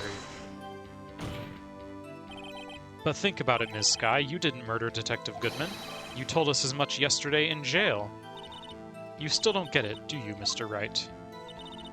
Any testimony you cannot present in court is as useless as idle gossip.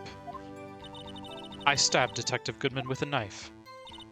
And I fabricated the evidence 2 years ago all by myself. I feel like this is probably the one you present on, but I'm not sure.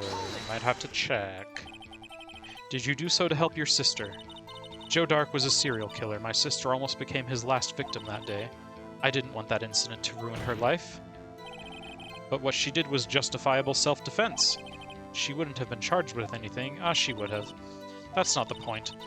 He was traumatized that day all because of that creep. That's why I couldn't forgive him. Lana, so that's why you fabricated the evidence 2 years ago? You say you did this all by yourself? Yes.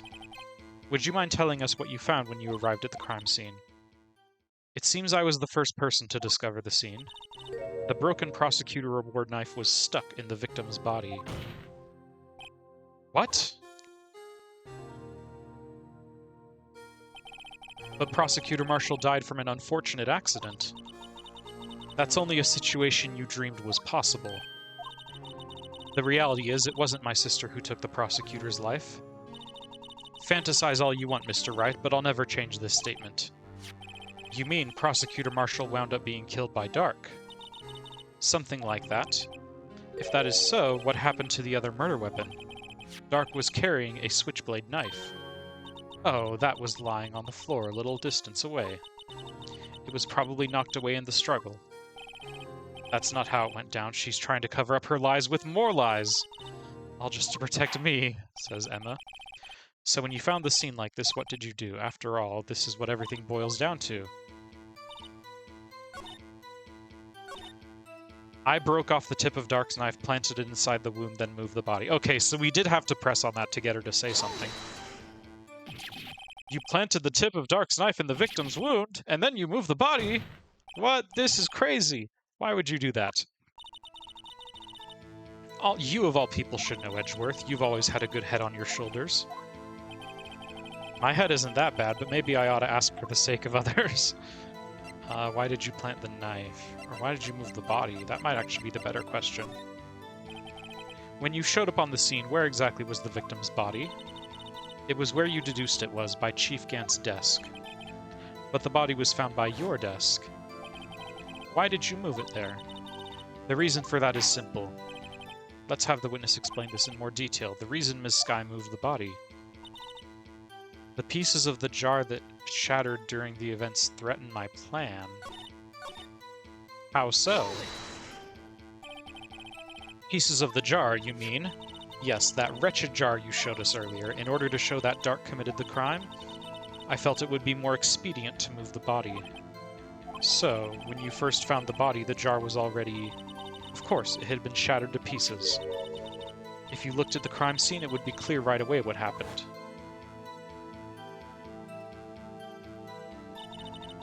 Neil Marshall was dead and Dark was lying unconscious. In other words, the jar must have been broken during their struggle. I see. What's the matter, Emma? Apparently the jar shattered at the time the crime was committed, but I have a feeling there's more to it than that. There must be a contradiction here somewhere. Anyway, I committed this fabrication completely alone. My only motivation was to get Dark convicted. So you rearranged the crime scene. Are you sure you didn't do this to keep Emma from looking like the murderer? How many times do I have to tell you, Mr. Wright? Emma didn't do it, period. Are you so desperate to hide that fact? You're willing to risk the death sentence. She's lying. She did it so I wouldn't be blamed for what happened.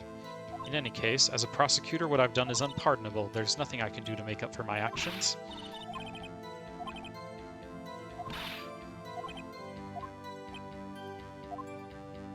Yeah, okay, so... Pieces of the jar that shattered during the events threatened my plan.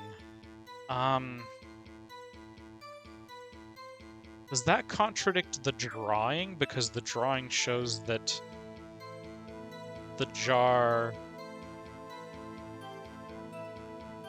The jar was not knocked over by the guys. The jar was knocked over probably by Emma? We're remembering to save often, but I'm pretty sure that's it.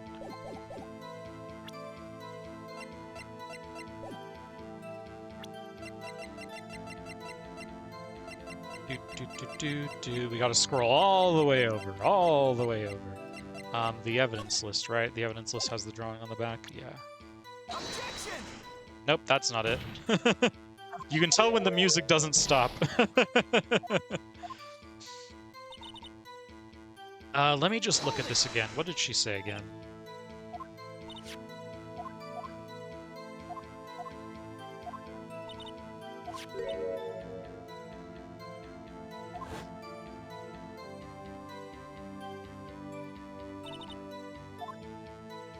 Jar must have been broken during their struggle.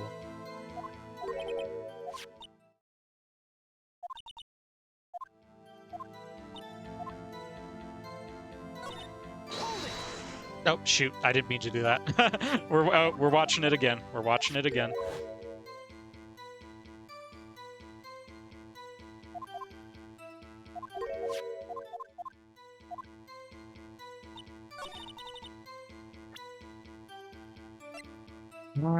Something about how the jar was not broken.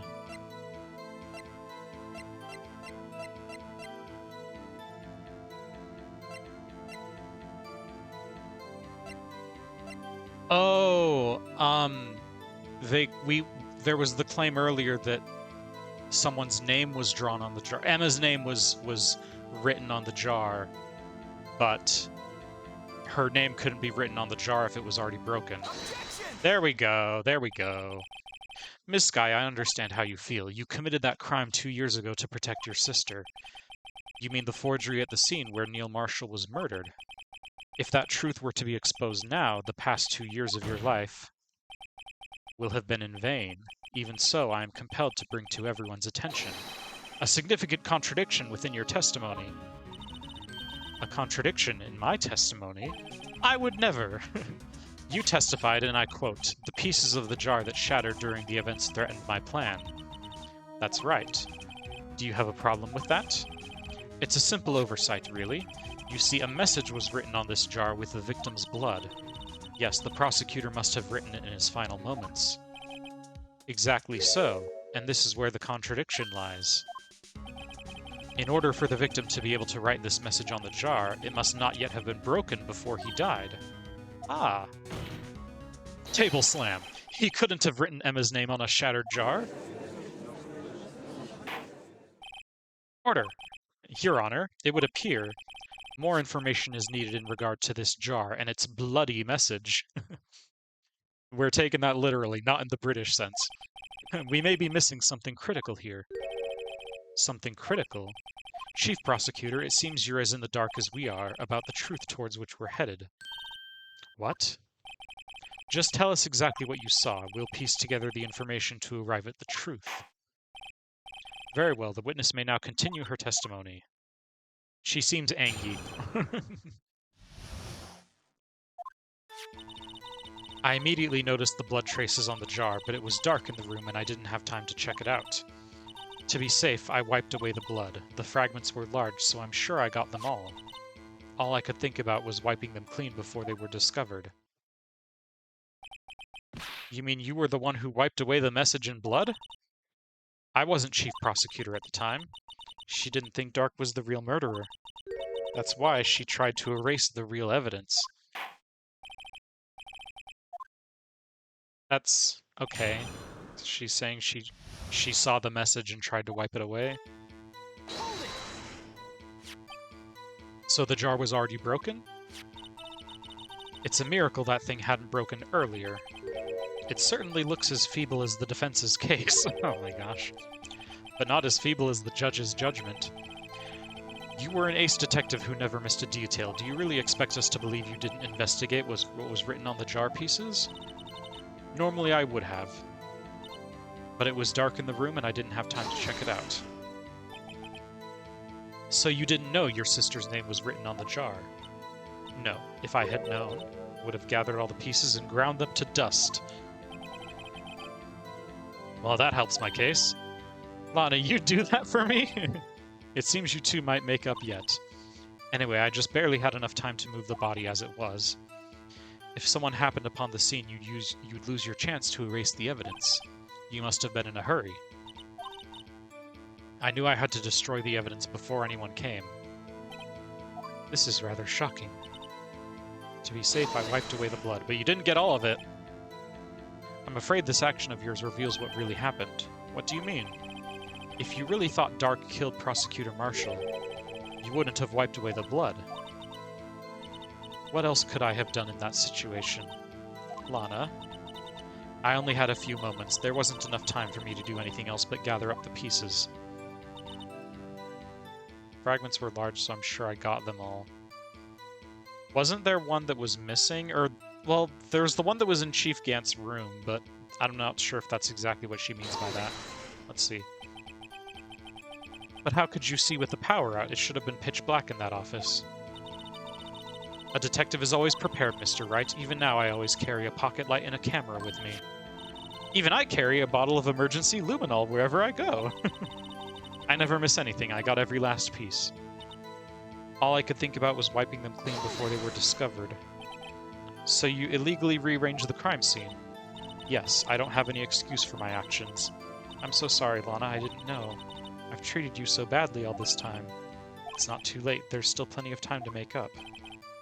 After we've gotten to the bottom of this incident. No doubt this day will leave a permanent stain on the history of the prosecutor's office.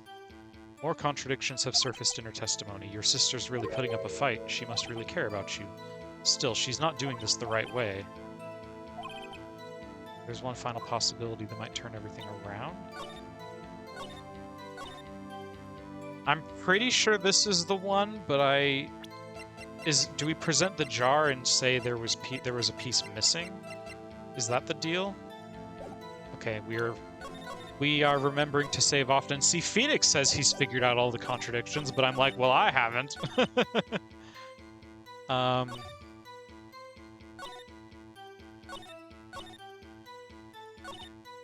Or no, yeah, she says she had a light to. Yeah, okay.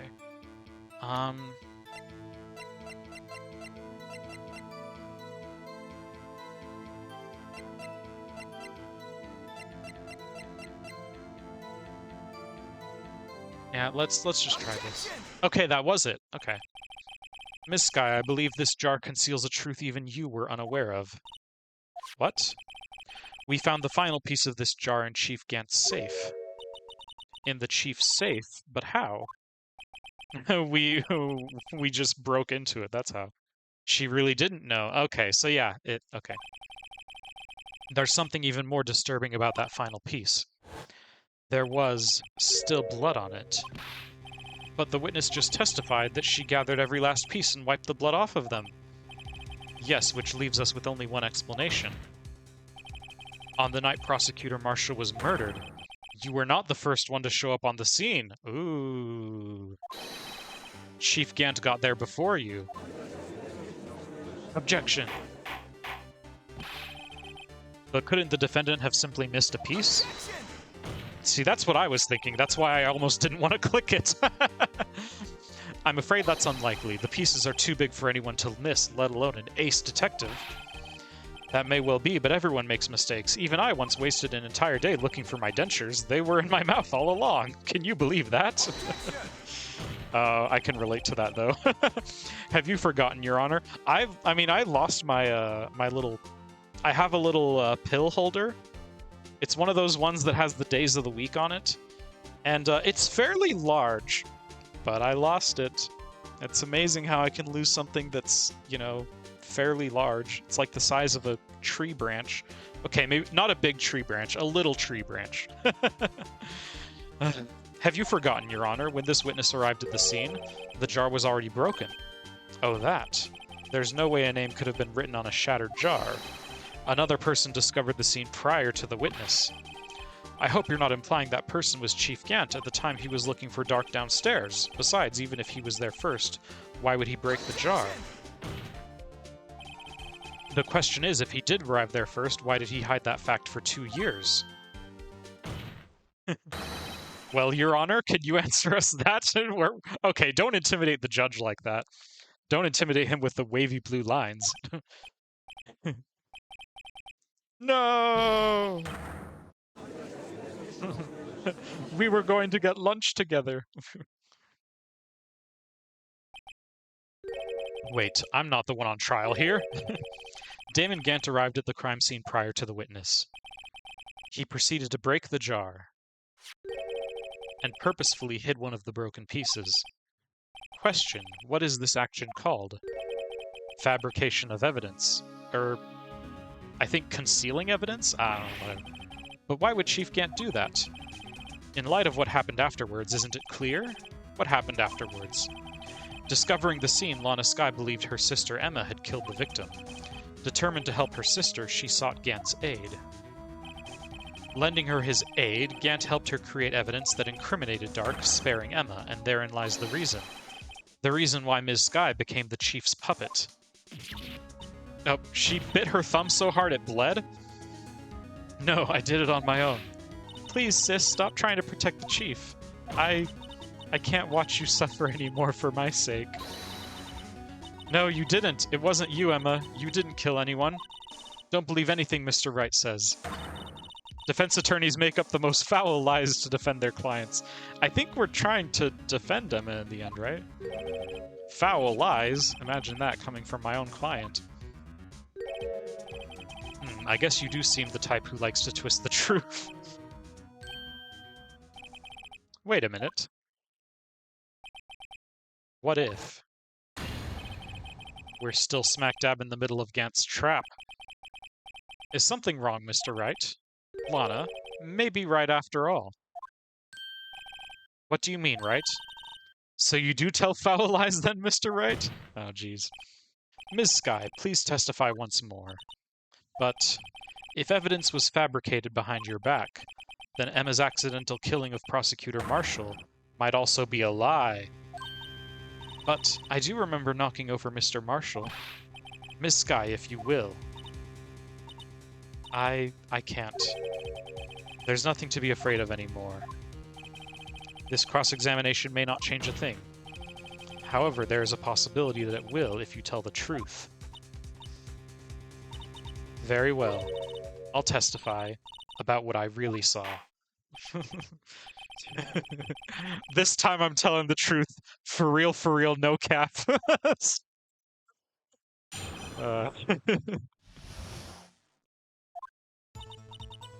When I arrived, I found Mr. Marshall's body impaled on that suit of armor's sword. Emma and Dark were lying unconscious on the floor nearby. When I saw what had happened, I thought she did it. That's why I erased all the evidence that linked her to the murder. I had Chief Gant help me remove the body from the sword and carry it, but if it all really was a fabrication, Emma might be innocent. Unbelievable. The body was impaled on the armor's sword? We already established that, Mr. Judgy. You were the only one who saw that. If only you had proof. Actually, I do have proof. I gave it to Mr. Wright just this morning. What? To me? It's a picture I took of the crime scene as I encountered it. I thought it might be needed. Oh, did she hide it in the book? But I don't remember receiving a picture like that. Lana must have known. See, Mr. Wright? She really does have faith in you. Very well, Mr. Wright. Please present this picture. I don't remember receiving any pictures from Lana. Lana said she gave it to you this morning, right? I seem to remember getting something from her then. Let's check the evidence again. There must be a picture. Yeah, she maybe hid a picture in here. Is that it?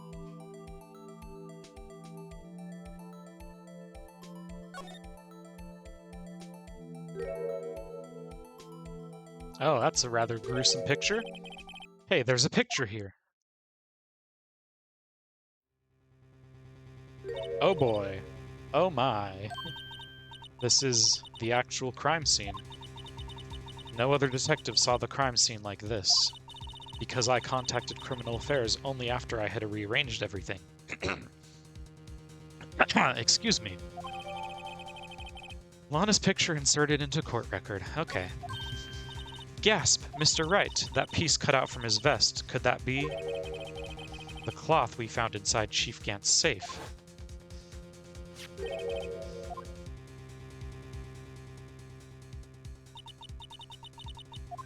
Yeah, so her handprint was on his vest. That cloth, it had fingerprints on it.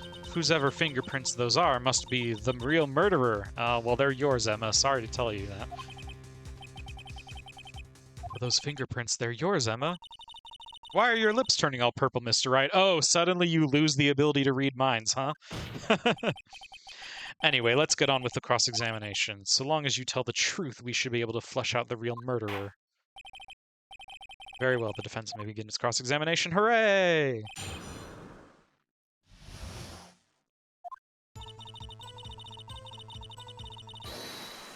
Oh, who's... Oh. Wow, we weren't even allowed to start, huh? Come now, Udgy.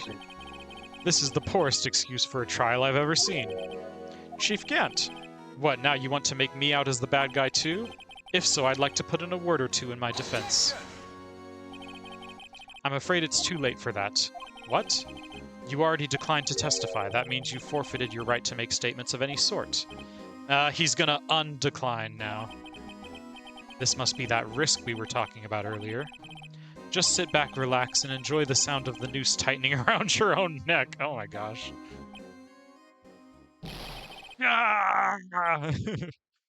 He's angry. Ah, so what? You think I'm worried? Sorry to disappoint you, but I don't need to make any statements. What do you mean? The evidence will do all the talking for me. Even if I can't testify, I can still present evidence. Yes, that's true. Wait, you mean you still have some conclusive evidence?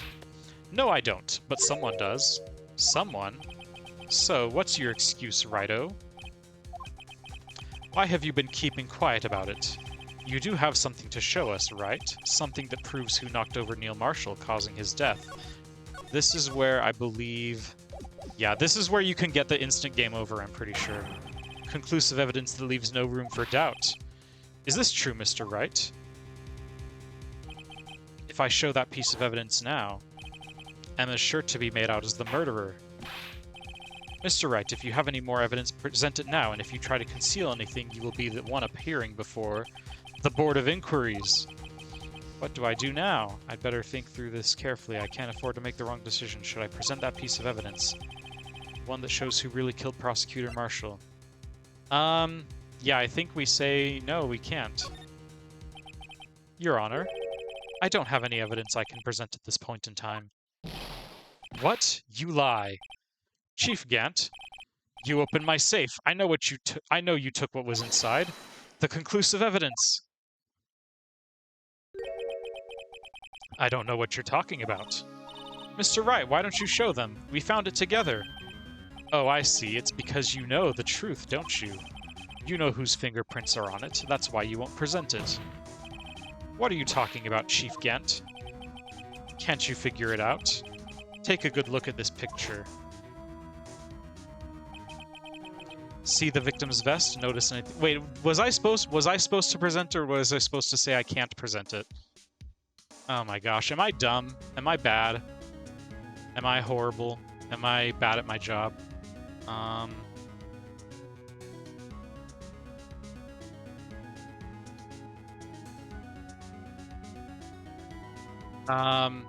Okay, yeah, no, we are supposed... Okay, well, we are getting the instant game over. Oopsie, oopsie whoopsie.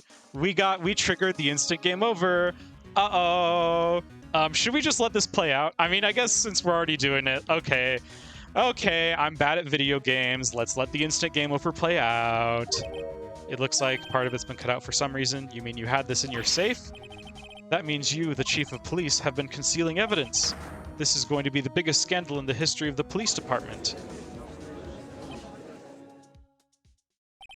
Impressive. To be honest, I didn't think you had the gall, Righto. Well, I can't just let you pin me up as the murderer. I'll tell you what really happened. What? You mean you admit to it?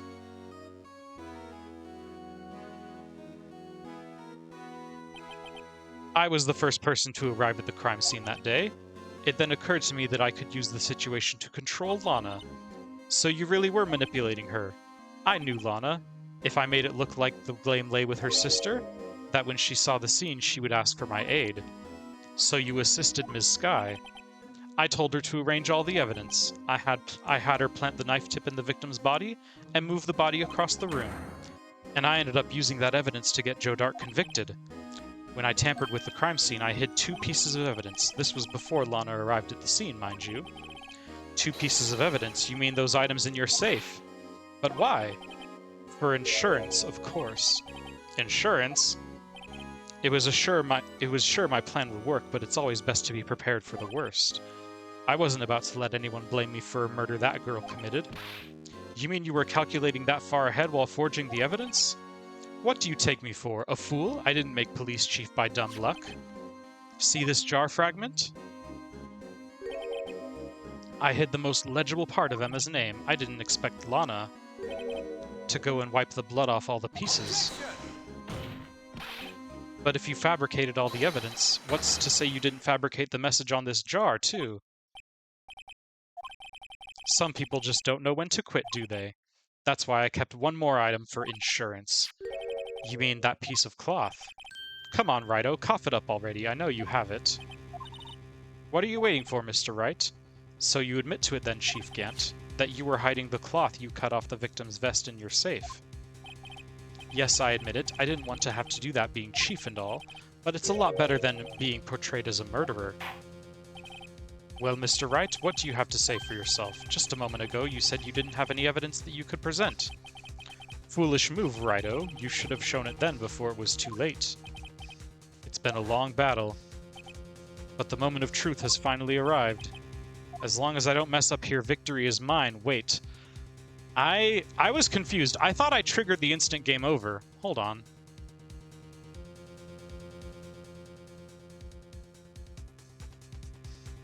Okay, no, I did not trigger the instant game over. Okay, so earlier, if you do press show evidence, you do get the instant game over. This is not the instant game over. I was like, okay, I thought we were just playing it out. But no. Okay, you got the other evidence. Judge asks you again.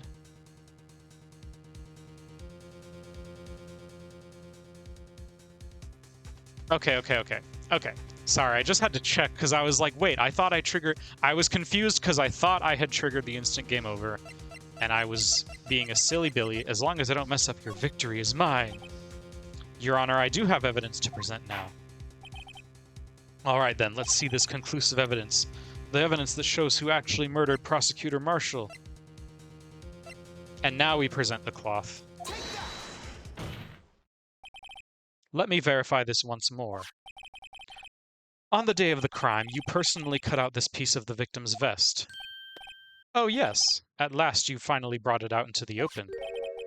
There's a handprint on this piece of cloth. Your Honor, the prosecution requests that it immediately be sent to the lab for analysis. This handprint on the leather, there must have been a strong impact for it to be left so clearly. You mean, it could not have been forged, it must be authentic, conclusive evidence. Ho ho ho, he's Santa Claus. You're as slow on the uptake as ever, Worthy. What? Think about it. Righto had all this time to present this evidence. Yet he was reluctant to do so. Why would that be? You mean you already know? You know whose fingerprints are on that. Mr. Wright, do you really know? Whoever the fingerprints belong to must be the real murderer. Whose fingerprints are they? Very well, I'll tell you. It should be okay now. Everything's proceeding as predicted. The person whom these fingerprints belong to is... Emma! But this is also not the instant game over, don't worry, guys. What? They're mine? I'm sorry, Emma, but why? Why didn't you tell me? Ho ho ho. You're really something, Righto. You knew this girl did it all along, and you still tried to pin the murder on me. So it's true, tragic but true. This girl really did shove Prosecutor Marshall to his death. How could you, you monster? Ms. Sky, you knew whose fingerprints those were all along, yet you acted like she really didn't. Ms. Sky, it's not over yet. What? I said this trial isn't over yet. Ha, but I'm afraid it is over, boy. Not only this trial, but your career, too. Ah, no, I still got a few games left. Don't worry. You purposely concealed this conclusive evidence. That, my friend, is a serious offense. I'm looking forward to pressing charges after the defendant is convicted. I'll have your badge, boy. What's the matter? Cat got your tongue? Aren't you going to tell us how it feels? How it feels to be single-handedly turned a poor little girl into a murderer? Before I do that, there's just one little thing I have to clear up. Oh, and what's that? Who really killed Prosecutor Neil Marshall? What? Chief Gant, you are absolutely right. This piece of cloth proves who the real murderer is. Who killed Neil Marshall, you ask? It was Emma Sky, wasn't it? I'm afraid that's not possible. You see, this piece of cloth contains a critical contradiction. What? A contradiction? What is this fool babbling about? Okay, we're gonna save again. This has been a bit of a roller coaster. I thought I triggered the instant game over, and then I didn't, and then I thought I did another. Okay. I'm talking about a contradiction, one that proves who the real killer is. Mr. Wright, this piece of cloth, what could it possibly contradict? Chief Gant, your tyrannical reign ends here. Behold the piece of evidence that contradicts this cloth. It's the photo, right? I mean, the photo is the most recent piece of evidence, yeah. So... And what exactly is this supposed to be? This is the picture Ms. Sky took. Take a good look at it. See where the piece of his vest was cut out? Yes, his shirt is showing underneath. It's hard to make out with all the blood on his vest, though. Exactly my point. His chest is soaked with blood. That's only natural. His lungs, no doubt, were punctured. Blood poured out of his mouth. Oh, but that piece of cloth... It's clean. There's no blood on it.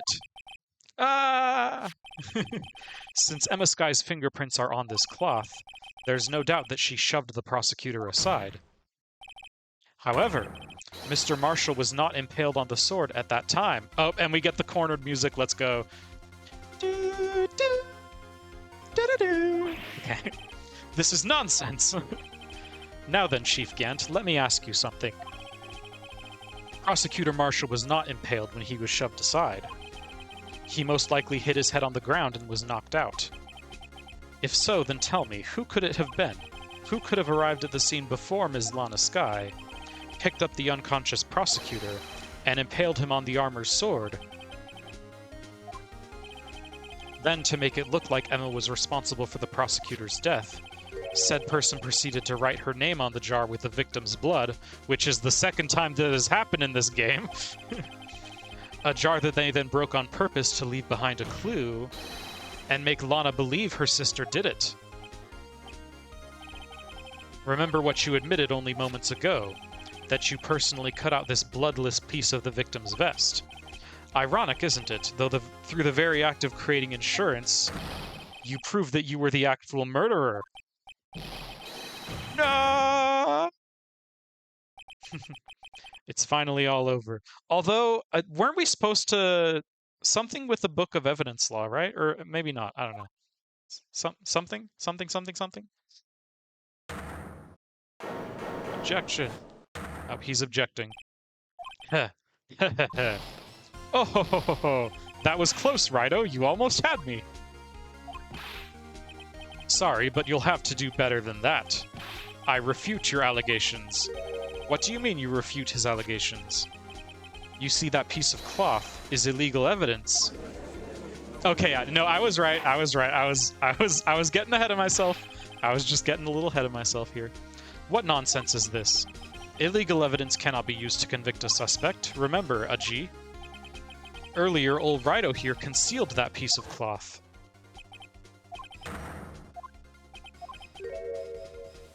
Yeah, okay, yeah. I remember this puzzle. It's puzzle in air quotes, I guess. Well, that's true. The defense did refuse to present evidence. At that moment, that piece of cloth ceased to be legal evidence. But that's not fair. Hoo hoo hoo hoo. Did you actually think you could best me in court? It looks like the last laugh's on you, son.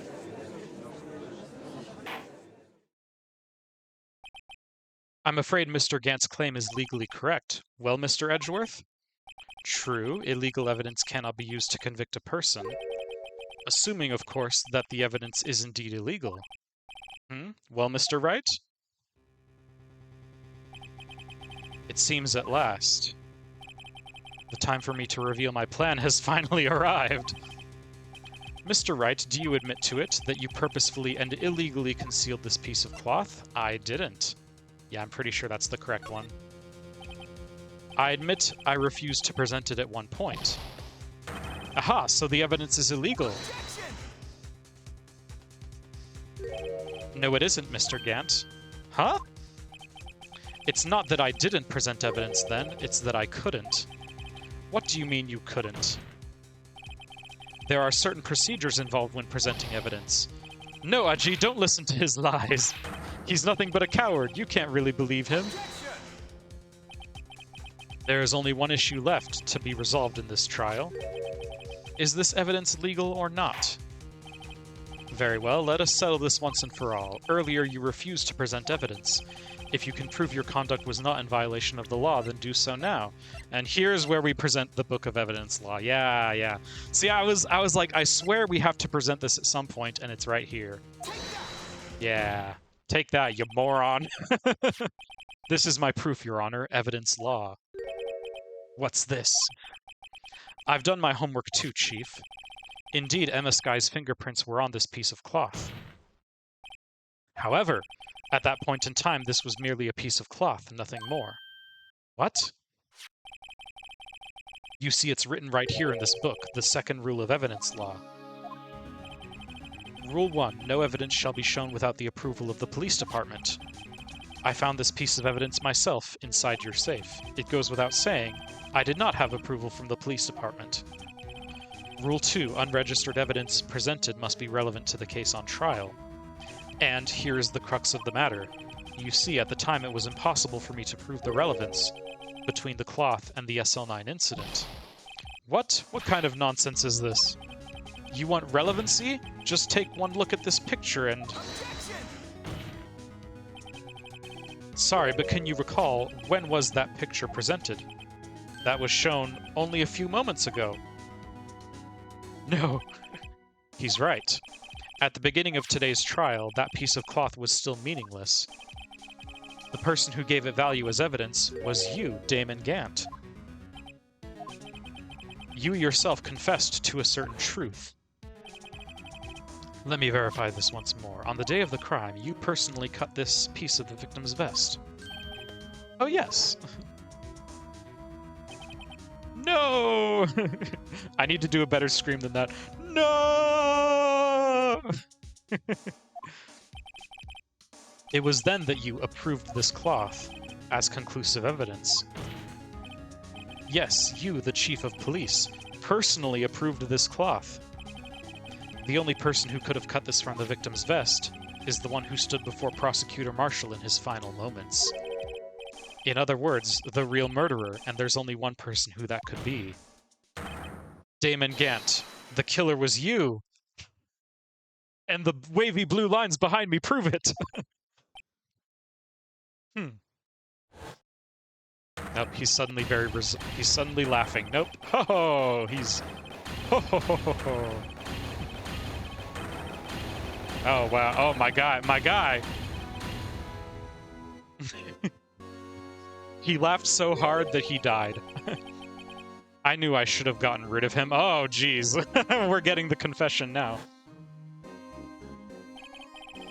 That good-for-nothing scum? For 2 years he's been snooping around the department trying to get something on me. Crimes are being committed every day, yet he insisted on hounding me. Well, your crime wasn't exactly petty. He wanted to reinvestigate the case. He recruited Angel Starr, then convinced Bruce Goodman. Detective Goodman. Yeah, that's right.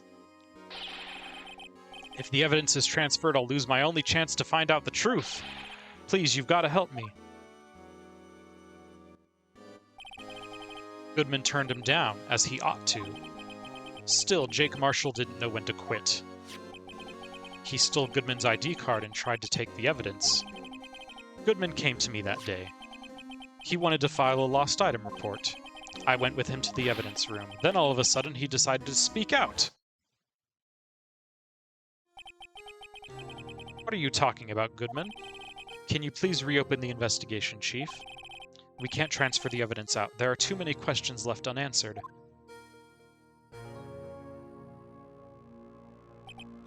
He opened his evidence locker, and as he was taking the evidence out, he said, "It's not too late. I'm going to hand this all over to Marshall." Oh my god. Don't say that out loud. You're going to get yourself killed. Oh well. Well, to be honest, I was a bit taken aback by his words. I had a bad feeling when he came to see me, but I never thought he'd bring up SL9. That's when I saw it, that accursed knife.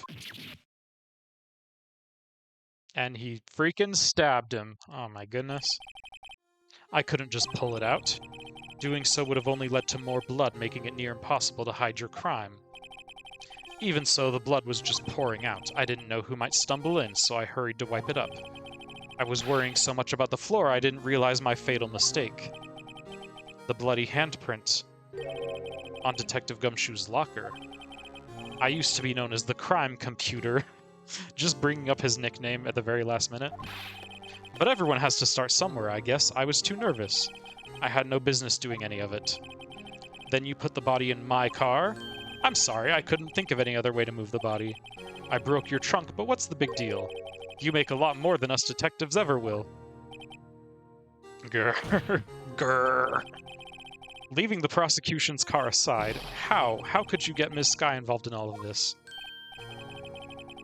Well, she had as much to lose as I did if the truth came out. So you took the evidence from Detective Goodman's locker. I felt bad for having to do it. I also didn't have the time to pick and choose what to take. So, you left the jar fragments and the glove. Yeah. It looks like I was better off being an investigator of crimes than a committer.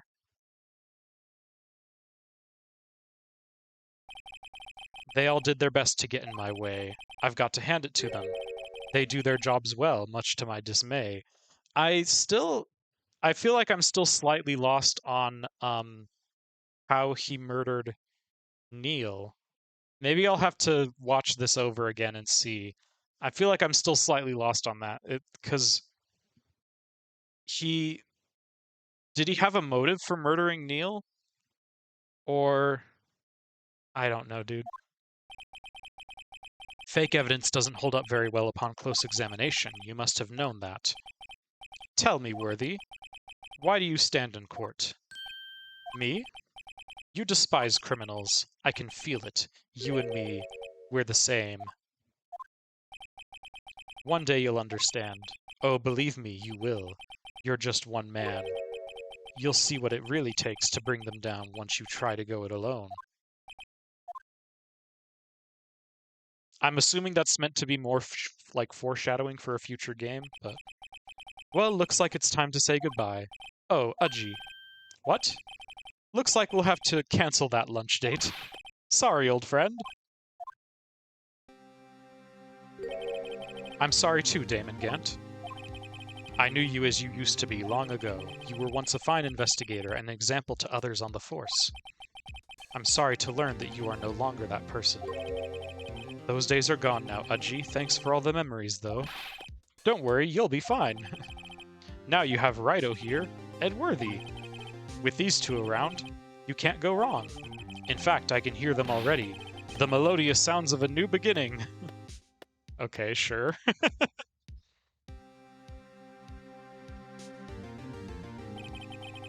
There are two things I want you to understand.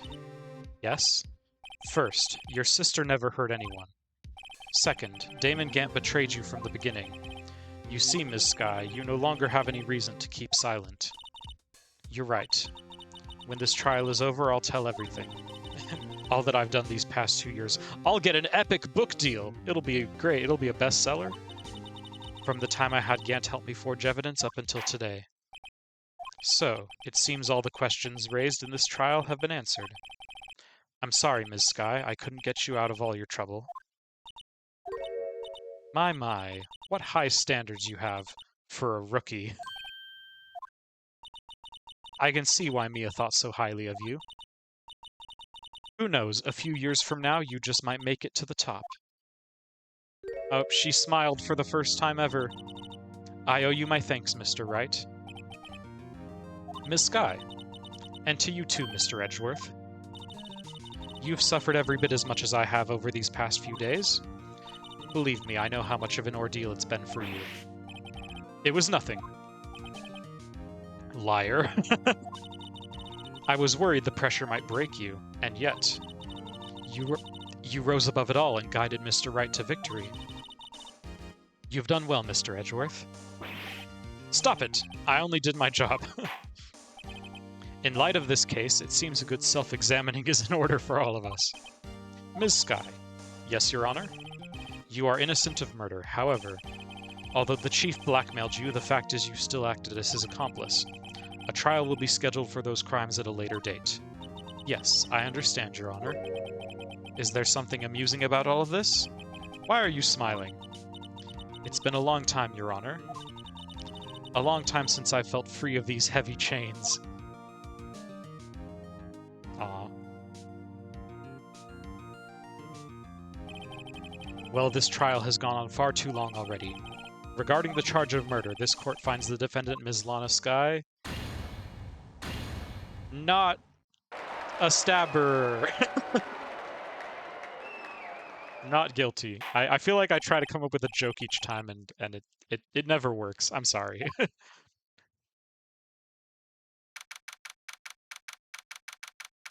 5 p.m. We were in that courtroom all day long.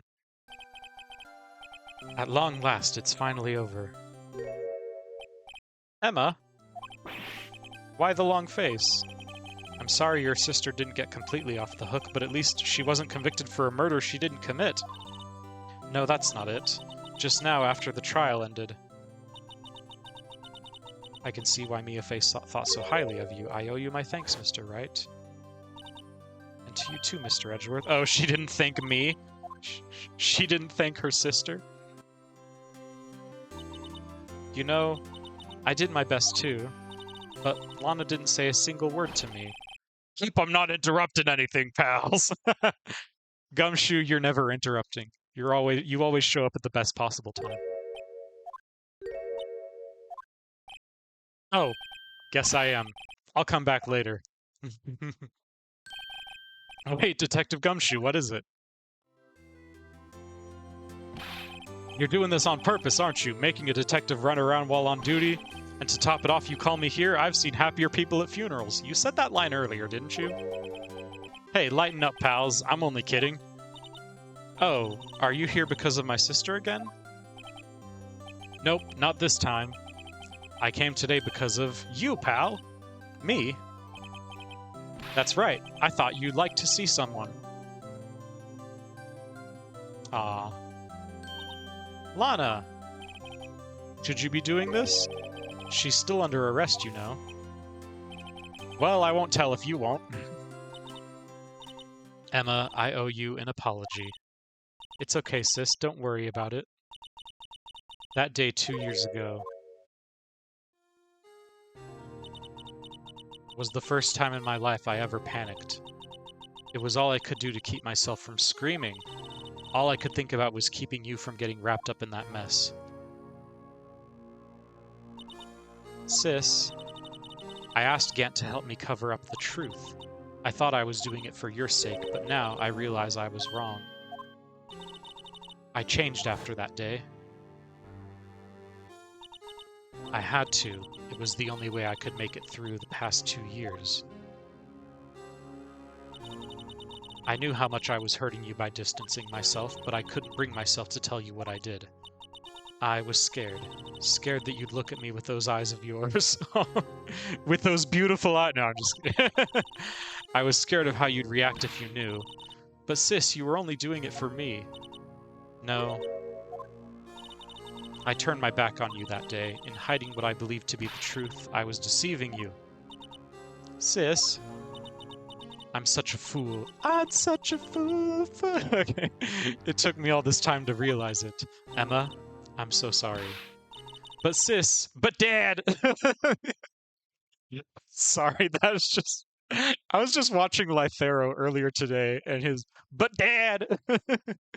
You don't have to apologize. I'm happy now. You're happy? Of course. You know, sis, I always knew that one day you'd come back, and now you have. Oh, Emma. Aw. Aw, that's so nice. No one can change the past. The only thing we can do is strive to make up for our mistakes. Why must we make up for our mistakes, you ask? Because in so doing, we can find the way back to our rightful path, and it is from there that we can move toward a brighter future. At least that's what I felt watching the two sisters make up. Mr. Wright, Mr. Gumshoe. Me? Thank you both for all that you've done. I'm sure we'll meet again someday. Isn't that right, Edgeworth? Edgeworth? Stop hiding and come over here. He's angry again. Where was he hiding? I just came to say congratulations. Thank you. Thank you, Mr. Edgeworth. Right, well, I'll be going now. Mr. Edgeworth, I hope you don't blame yourself for what happened. We were the ones who acted corruptly, not you. It's too late for me. He's getting broody now. He's in his Batman mode. No matter what anyone may say, I realize today that I can't correct my mistakes.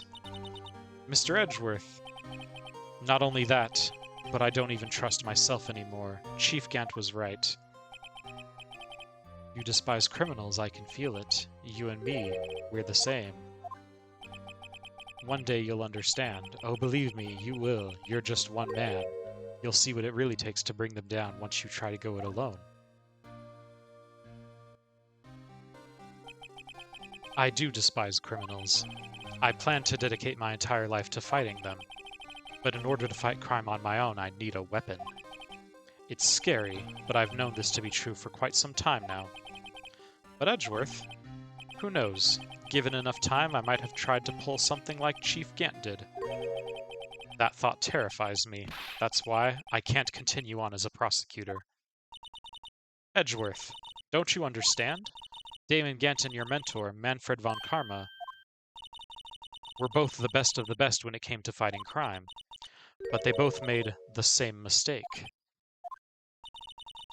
You said in order to fight crime on my own, I need a weapon. That may be true, but think back to today's trial. You weren't alone. You were working together with Mr. Wright. And because of that partnership, you were able to present evidence that otherwise would have gone undiscovered. Isn't that right, Mr. Wright? Huh? What? Oh, yeah. What is this, a pop quiz? Well, yes, it is a pop quiz, actually. Come on, Mr. Wright, show him what Lana's talking about. Evidence, huh? Something that neither Edgeworth nor I would have been able to find on our own. It was this, right? No, of course it wasn't. Okay, we're just gonna keep trying.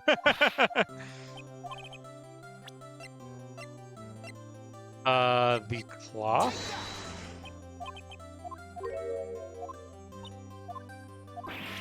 I guess that wasn't the right... Yeah, it wasn't.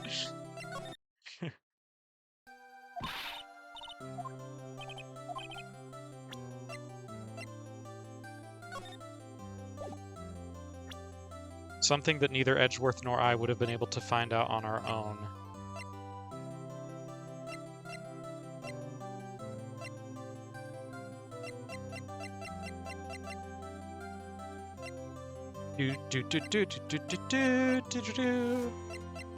The jar?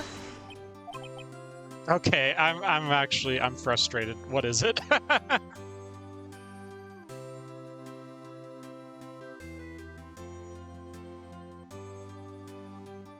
The evidence list? Okay, I was not even close. I was not even close.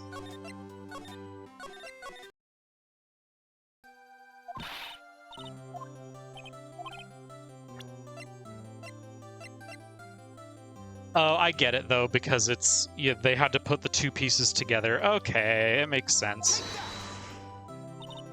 That's the picture I drew. Our counterattack began with this. You had one half of the evidence list and I had the other. Apart, we wouldn't have been able to completely restore Emma's picture. That didn't just happen by chance, Mr. Edgeworth. It's time for me to go. Mr. Edgeworth, if you'll excuse me, there are still some loose ends that need wrapping up. Take care, Chief Prosecutor. And there he disappears. Edgeworth, what will you do now? Well, whatever you do, just remember, you can let what happened kill the prosecutor in you, or you can help it. Or you can let it help you grow. Oh my gosh, I'm losing my ability to read. It's a good thing we're almost done. In the end, it's up to you. I know. It seems I owe you my thanks too, Mr. Wright. I think is this supposed to be foreshadowing for the investigation games? I think maybe that's what's going on here. But what I face now is my problem. Edgeworth, I'll be waiting for you in court. Farewell. I'd better be going too. Okay, but I'll be by to visit soon. It seems we both have a lot to learn and catching up to do. Here, this is a little something for you. Scientific investigation? It's the first book I ever bought. Study it well. Thanks, sis. I will. And she smiled for the first time ever. And so another case came to a close. As for the sisters, I have faith. Faith that their lives have only just begun. Ah, that's adorable. And we saved the day. And as for me, I think it's time I started on a new journey of my own. A journey to rediscover myself.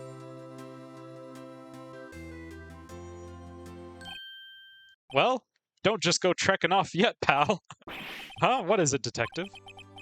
There's just a little matter to be resolved about the chief prosecutor. You see, she isn't supposed to be out of jail like this. But I thought you said it was okay. Yeah, well, it may be okay with me, but the folks at the prison are a different story.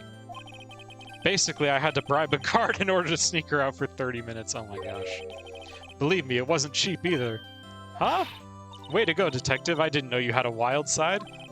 Yeah, well, you see, Mr. Wright here's the one who will be footing the bill. Oh my gosh.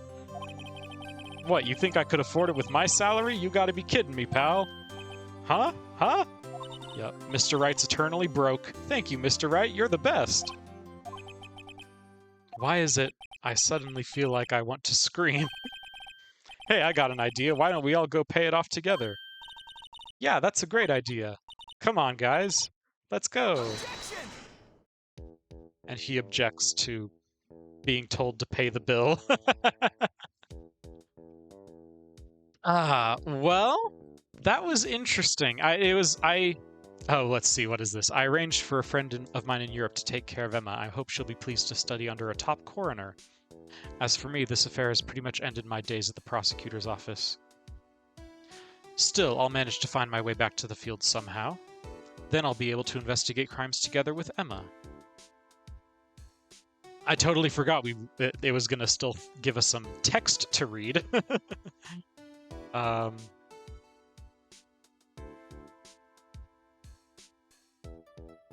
I was just thinking of, like, who do we raid? There's a few people I think we could. Yeah, because I thought I was a goner there for a moment. They looked over my unauthorized investigation of the chief office. If we penalized you anymore, it'd be worse than firing you. Yep, that's what they said. It just goes to show, you can't shake me off that easily. Yeah, I gotta stick around to read all this epic Text. It looks like the twins are live, Jade is live, Zaf is live, Angela's live. We haven't raided her in a long time. Patat is live. We have options. We have options. But we'll wait for these credits before we raid out. What's this guy been up to? My new mission is to guard the main entrance and take care of Billy. Can you believe it? I've been demoted to a security guard. My partner's keeping an eye on the entrance for me today. I'll show them, though. Someday I'm going to make detective. Yes, sir. Then I can be just like that Dick Gumshoe. I also look up to Dick Gumshoe. He's a great guy. It's cool how they make the fingerprint dust into the credits. It's kind of cool. Okay, what else we got? Who else are we gonna talk to? Oh, there's the blue badger. He's swinging away. Boy, is he ever swinging. Oh no, he broke. Oh no.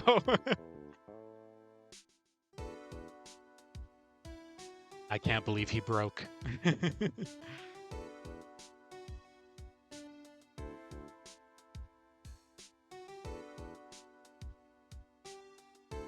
What is it? Can't you see I'm having me a showdown with a steak lunch partner? Ms. Starr managed to sneak this into me. She's seeing one of the guards, it seems. Well, cowboy, it looks like you did it. You even gave Bambina back her smile. Can you make sure Billy and the gang get their water? Oh yeah, Billy was the name of one of his cactuses. Yeah, I forgot. When they said Billy, I was like, wait, who's Billy? Billy was one of the cactuses. I remember that now. Looks like we won't be seeing each other for a while. She had to flip her hair mid-sentence. As a farewell gift, I put a new meal on the menu, the Right Way lunch. The top layer tastes as bitter as defeat, but the bottom layer is as sweet as victory. Kids seem to dig the turnabout theme. It's a hot seller around exam time. Just make sure not to eat it backwards. That is funny. That was actually kind of funny.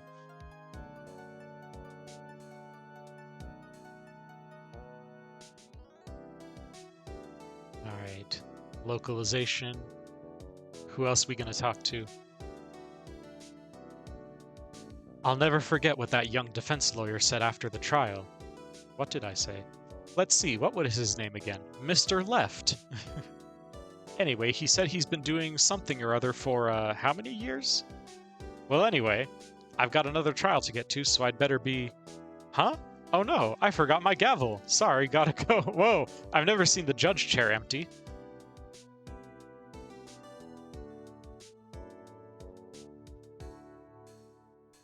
There's the translation team. They're doing all the heavy lifting. All the heavy lifting. Oh man, they had a lot. I guess for a pretty heavily text-based game, they had to have a large team, huh?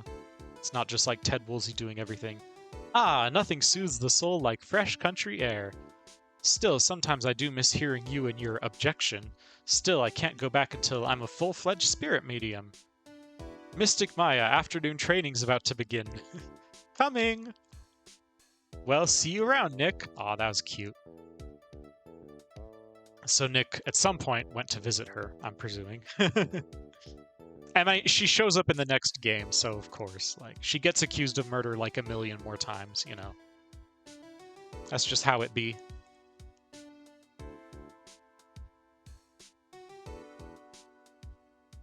Alright, who else? Who else are we fingerprinting? Oh, is it Edgy? Is his office empty? Oh, his office is empty. Mr. Edgeworth. Mr. Edgeworth, I brought you your tea. What's going on? Oh, he found his letter of resignation, huh? Yup. Producer, Manae Matsukawa. And Tatsuya Minami. I will say I don't know when we're going to play the second one yet. Oh, here we go. Thanks for coming to see me off. I can't believe I'm going to Europe. Thank you, Mr. Wright. Thank you so much for everything. Triple exclamation mark. I'm a little sad, but I'll be all right. Whenever I want to see Lana, all I have to do is open this book. That makes sense somehow. A scientific investigation. Oh, it gives us... We can investigate the book. And we can open it and there's a picture, huh?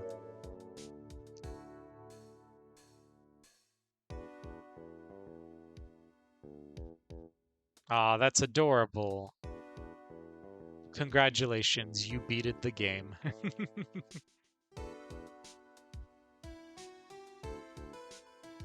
Okay, I was like, I'm pressing buttons. Is it gonna fade out? It faded out.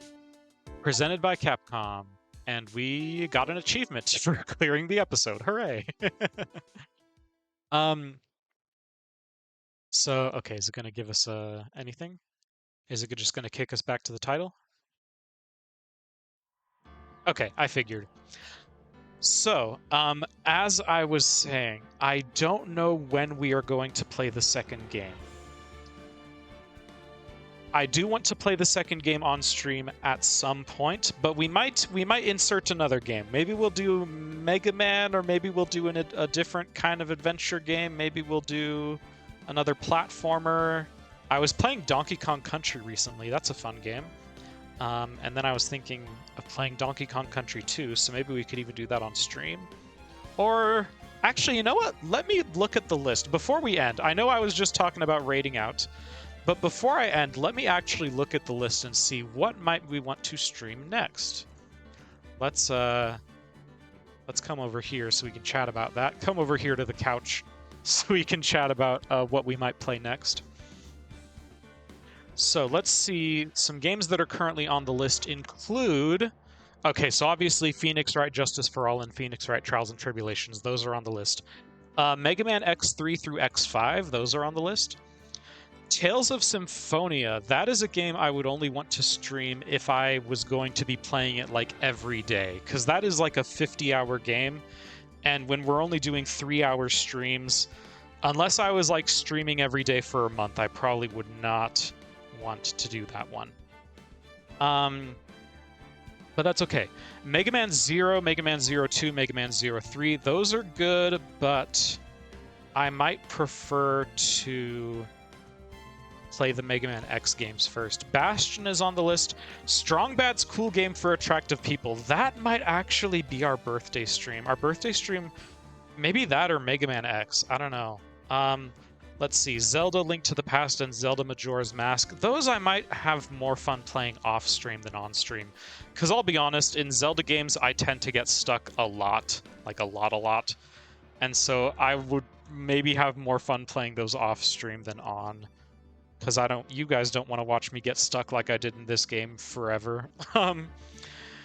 But yeah, I still have to think about it, but next week will be the birthday party stream. It will not be on Thursday. It will be on either Wednesday or Friday. I'll have to think that over, but it will be on either Wednesday or Friday. And I will announce it on Instagram. I'll also post it in the Discords, and who knows. If you're a close friend, I'll even DM you and tell you to come. But, okay, once again, I'm asking the question, who we gonna raid? And I think... I think I either want to raid the twins or raid Angela. How long has it been since we raided the twins? You know, it's been a while. It actually has been a while since we've raided Faye. So, let's raid Faye. Faye's another family-friendly streamer. She's super friendly, and I'm glad to send you guys over to give her a little raid. As always, I want to say, you matter. I'm proud of you. Jesus loves you. Sorry for the, kind of wacky way this has all been going, but, it's fine. It's fine. It's fine. Oh, she's doing a shared stream too. She's doing a shared stream with May and Lev37 and Silverfan. So we're actually going into quite a big shared stream here. That's cool. That's cool. That's cool. Okay, so yeah, we are going to raid out. We're going to say hi to Faye. We're going to tell her the Fumery's coming to see her. And I will see you guys soon. Take care.